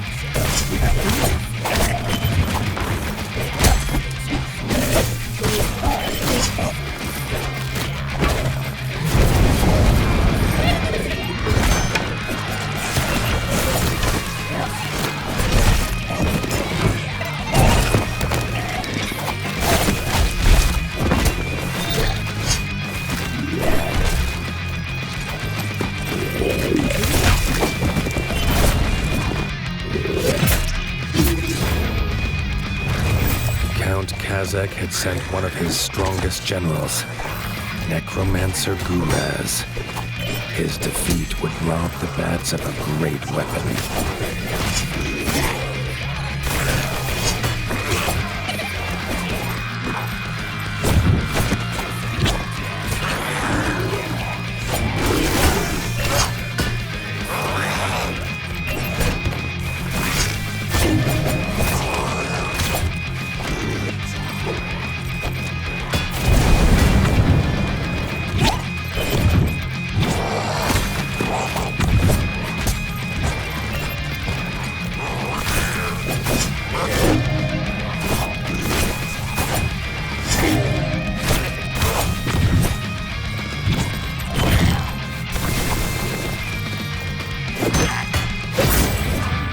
Warren was safe in Rabbit Paws once more. Gray Ears swore that if the Warden of the Wastes ever called for help, the rabbits would answer.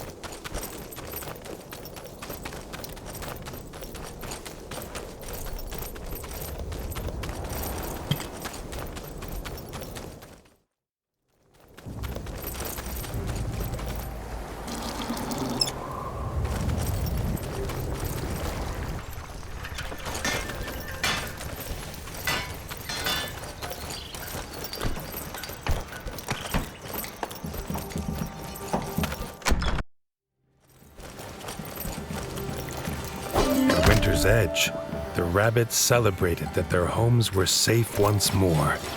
They longed to feel the crunch of snow under paw.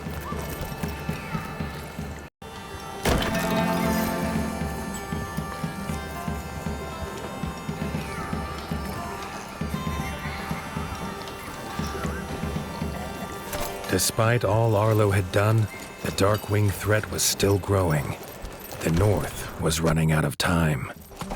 He told Leaf to call the War Council. Tomorrow they would make their plan.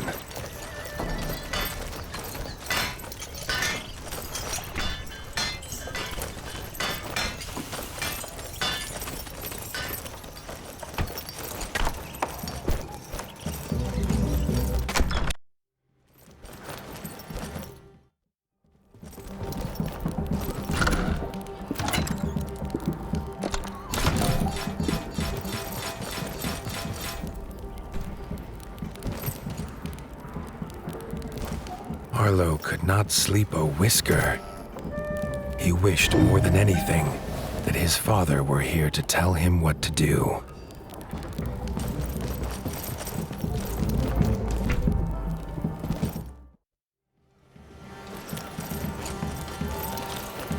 The nervous chatter silenced at Arlo's entrance. He did not sweeten the truth. The Darkwing numbers grew. They would return. And Winter's Edge could not stop them alone. He called Robin forward. Arlo was raised on tales of how the North could not rely on Southern kings. But he was desperate. The Ranger was sure King Reggie would prove different. Ordering the Council to prepare for war, they set course for the Crimson Keep.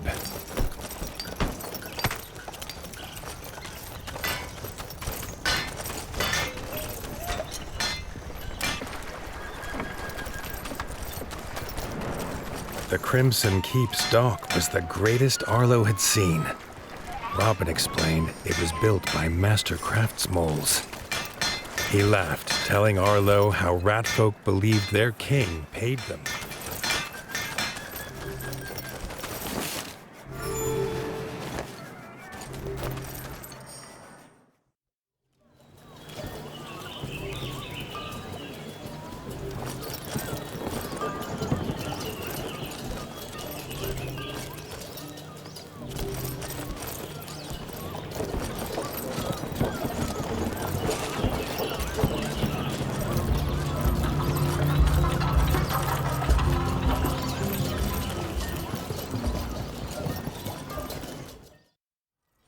The king's steward, Doug, stopped them before the throne room.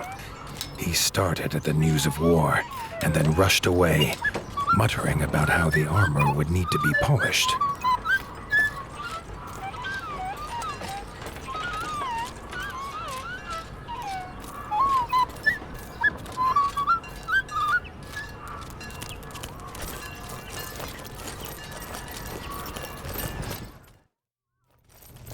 Dennis, the king's brother, was also curious to see this northerner. Dennis missed war. He could plainly see by Arlo's expression that was the warden's task. He hoped they could fight together someday.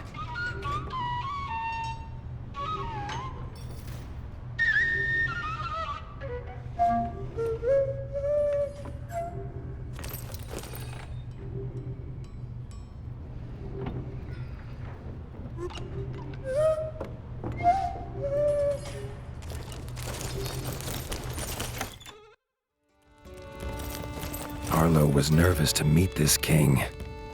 He hoped Reggie lived up to all he'd heard from Robin. He did not have to wait long. King Reggie was glad to see his old friend Robin was safe and bid him to tell his tale. Robin told of the death of his son by the ferocious Darkwings and begged the king prepare his forces to go north. Reggie was sad at the loss of Little John, but said that was not reason enough for the South to join a northern war. The king wished them well and turned to go. Arlo stepped forward, asking what the king would do when there was no Winter's Edge to shield the South. If they sent no help now, the Darkwings would not stop at their borders. Reggie listened to Arlo tell his tale.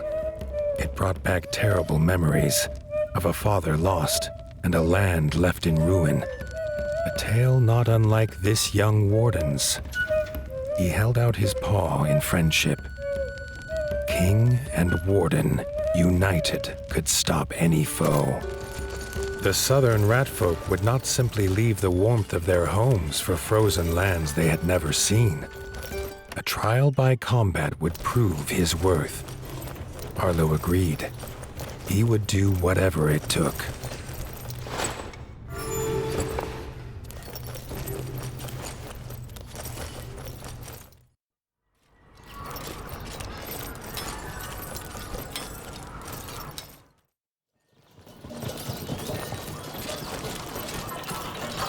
News had spread swiftly.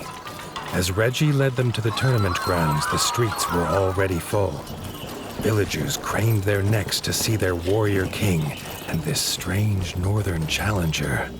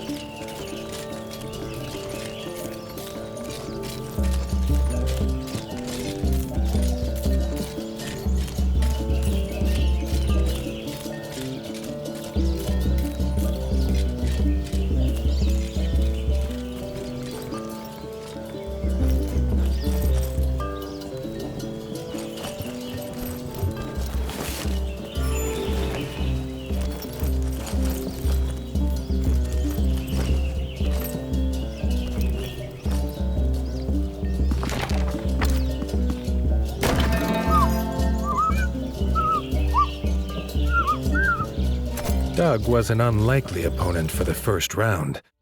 His small stature made it hard for him to wield a sword. His king, Doug, stood 10 paws tall.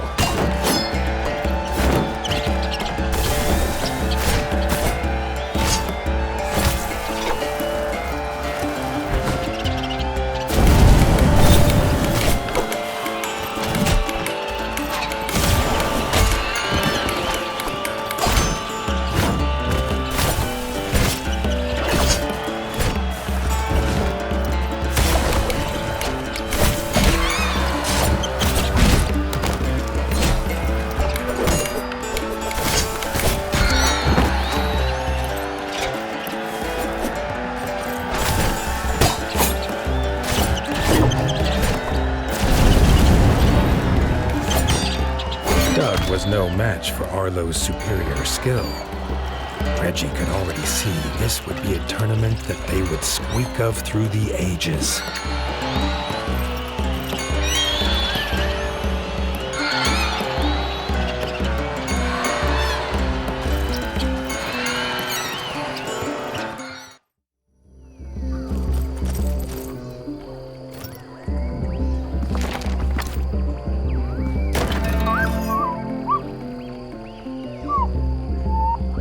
Dennis, veteran of the Green Wart's War and captain of the Royal Guard, would be a true challenge for Arlo. The crowd's cheers for the king's brother echoed off the arena walls.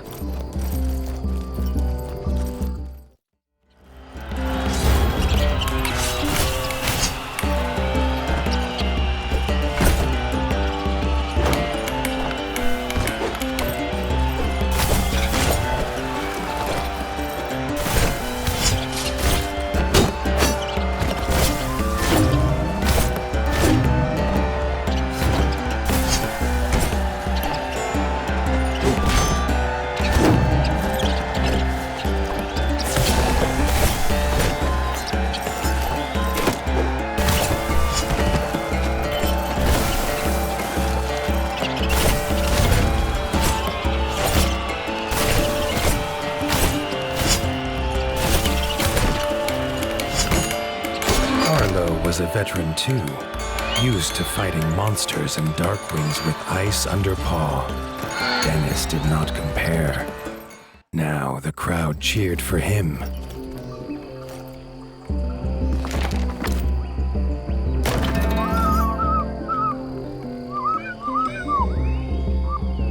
Arlo's final opponent was the king himself. Reggie had seen off the frog invaders almost single-pawed and was beloved by his subjects. This fight would be a tale for their times.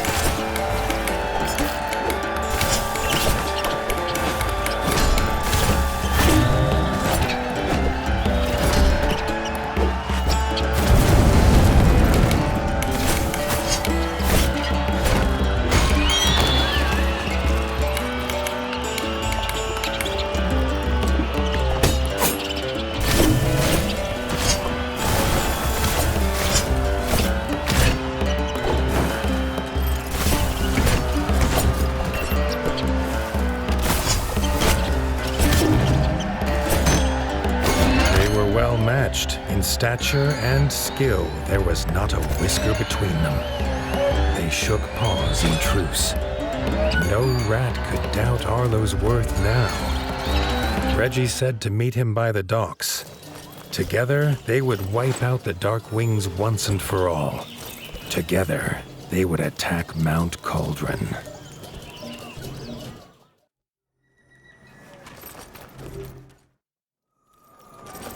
Seeing the king's forces training for battle, Arlo felt the stirrings of something he'd long thought dead in his heart. Hope. At the dock, Arlo's little heart leapt again at the strange contraption. If it was a boat or a house, he could not tell, nor why it had a giant sleeping fuzzlebug atop it. From inside emerged King Reggie. He was not alone. King Reggie introduced Bertle. Arlo felt something comforting in the turtle's presence. Bertle was proud to take the army to Mount Cauldron in his bug ship. They would make camp at Highland View, where Arlo could find them when his forces were ready. In a flap of its wings and a cloud of gas, the fuzzlebug took King Reggie and his army north. Whatever tasks Arlo had to finish, now was the time. Once the war began, there would be no turning back.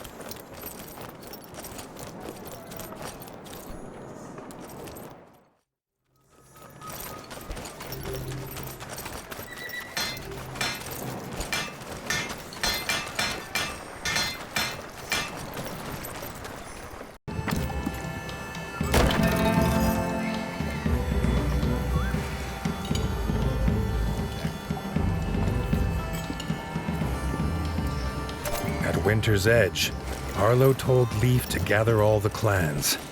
Tomorrow, they would make their war.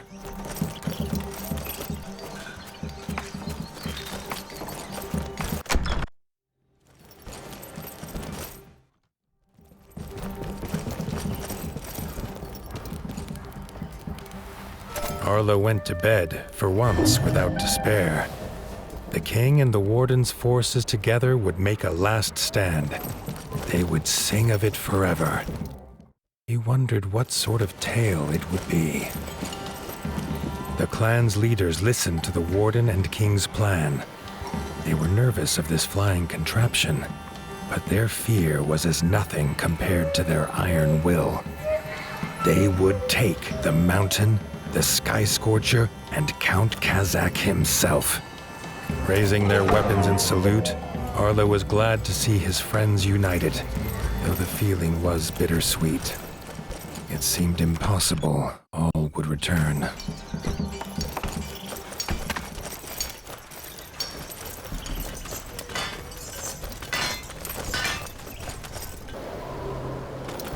King Reggie's camp had creatures of every clan, armed and ready to fight.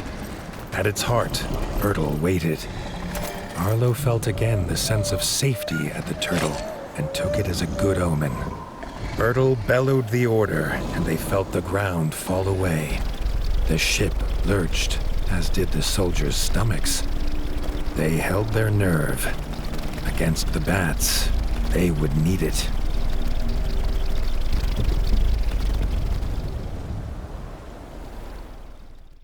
They landed with a thud. Arlo loved mountains, or had loved the thought of them in the great tales of far away. But this one he did not like at all. Its icy wind chilled more than his fur. They made hasty camp, readying themselves for the fight. Keeping busy stopped the frost from biting.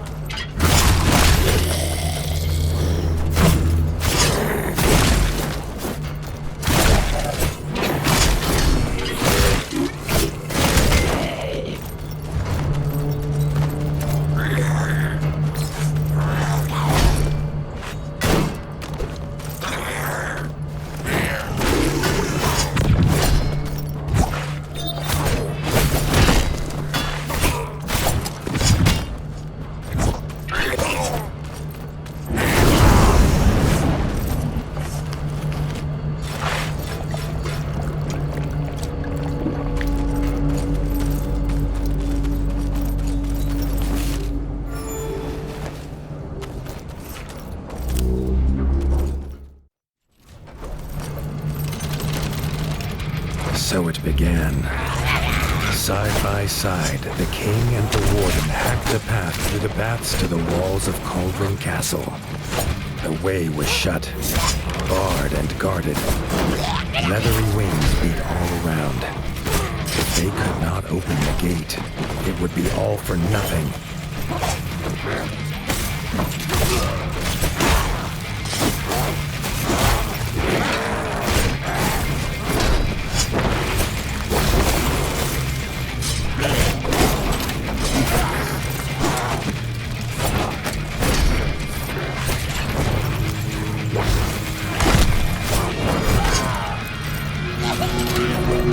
Reggie sounded his horn. Out of the icy haze came Dennis, a barrel on his back, its fuse lit. The king had come prepared.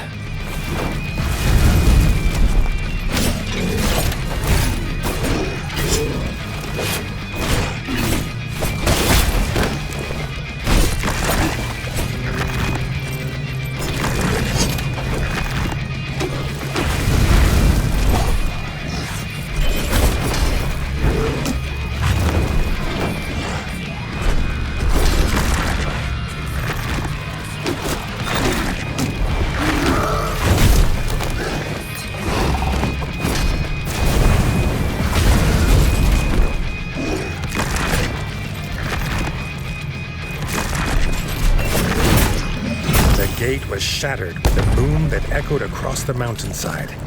It was a hammer blow to their enemies' hearts.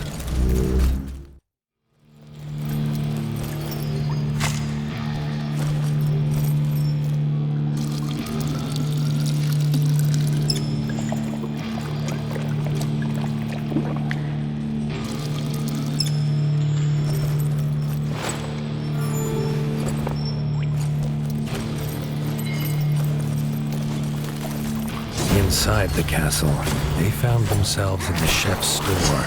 Before they could be disgusted at the contents, they had to take care of the chef.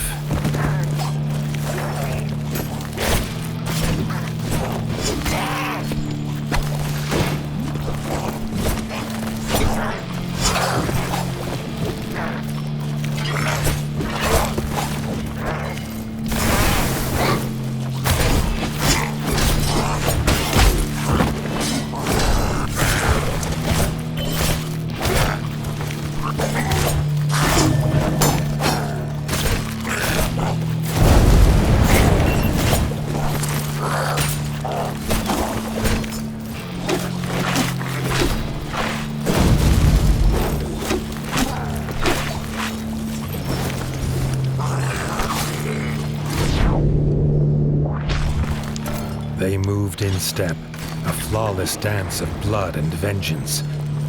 Neither knew that their own blood united them, but perhaps, just then, they felt it.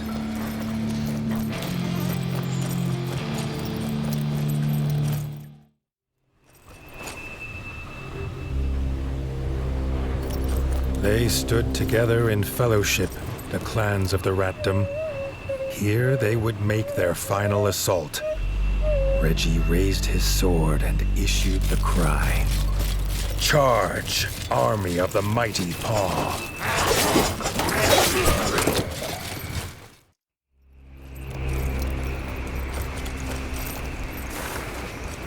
Emerging through the mist at the base of Mount Cauldron, Arlo came upon the king, locked in combat. Count Kazakh and his undead Sky Scorcher. Arlo rushed to his side. But again, he was too late. The Sky Scorcher was gone, flying to the summit with the king in its claws. The despair took hold. Just then, he heard his friends fighting on. He could not abandon them. He stood tall. He would be their captain now, and they would follow, even under the shadow of Darkwings.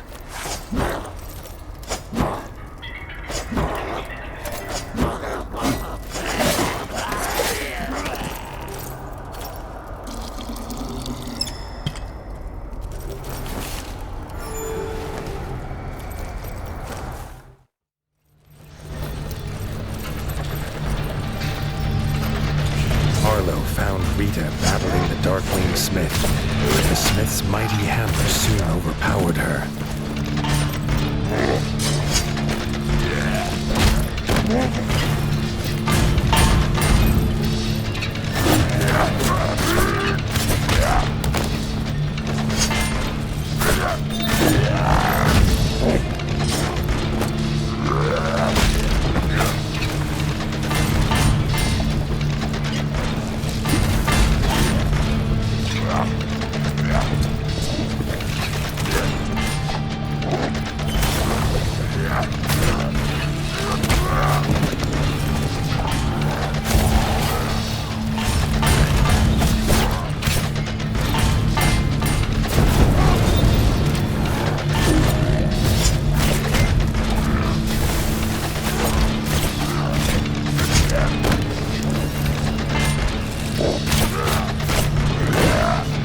Together, Arlo and Erica fought the Darkwing Smith.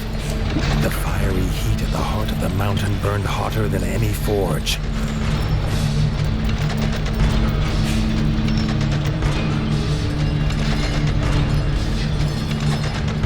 Rita moved, clutching to life. Arlo ordered Erica to take her to camp. He would continue alone.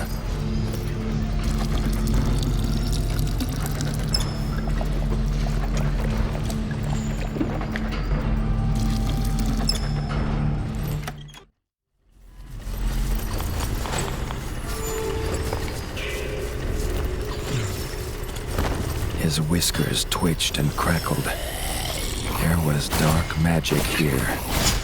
Sky scorchers in cages, abominations made by some spell.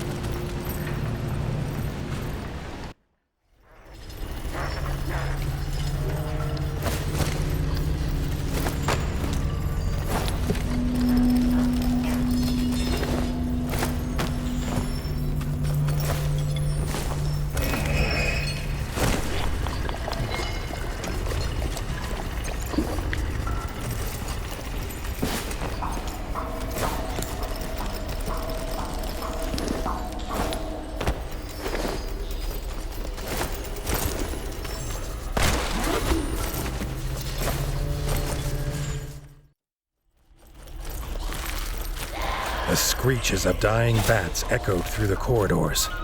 He knew these arrows. It was Robin, determined to rescue his king.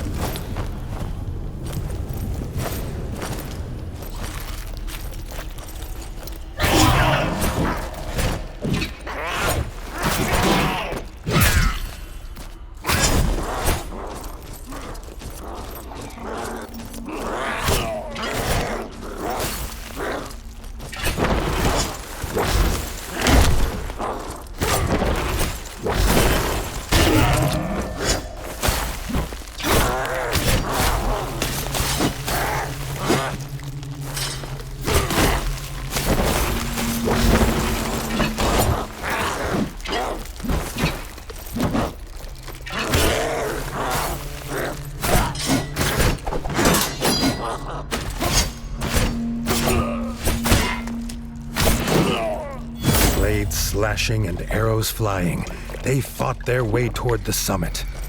Would the king be alive when they got there?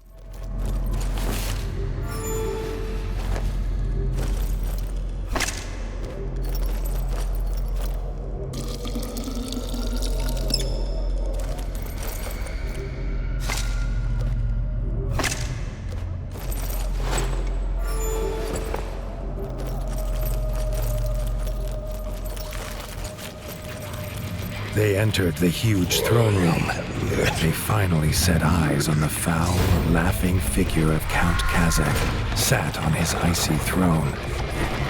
Bertel kneeled exhausted before him. This pained the warden more than he could explain. Kazakh left his beast to fight them. He had a king to kill. Arlo and Robin fought with all they had, their hope driving them on.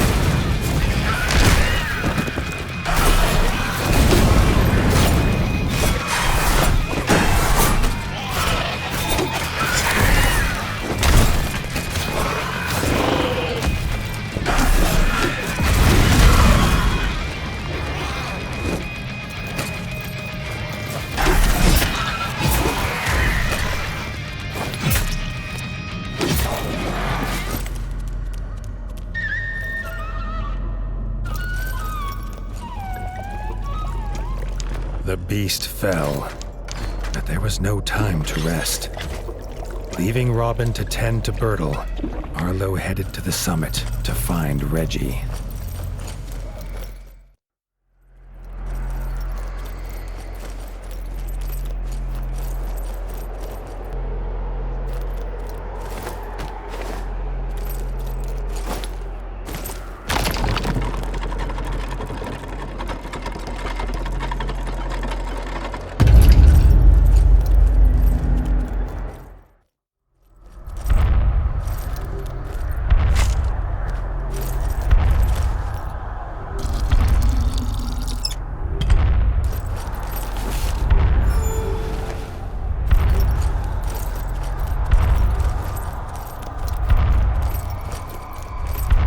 The icy wind bit at his fur as he emerged on the peak. He saw, silhouetted in the mist, Count Kazakh, and in his claws he held King Reggie, dangling over the edge. With a shriek of victory, the Count let go of the king and seemed to melt into the fatal mist. They flew into battle. The warden and the Count's weapons clashed, echoing across the mountain.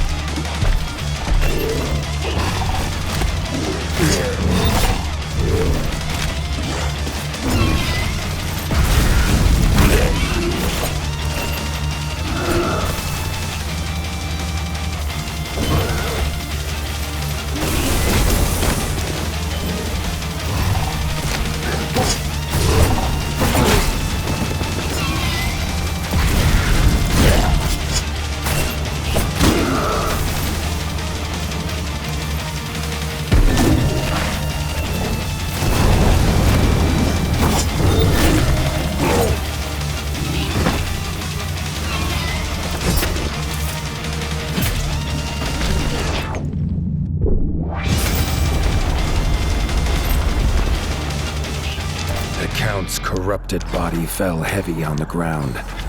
Arlo rushed to the edge, calling for the king, but the only answer in the mist was the icy wind.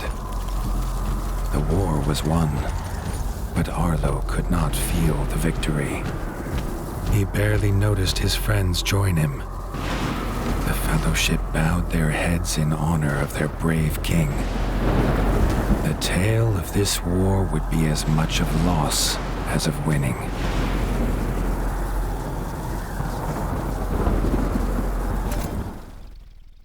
They returned to the Crimson Keep in near silence, each with their thoughts. There would be no victory parades.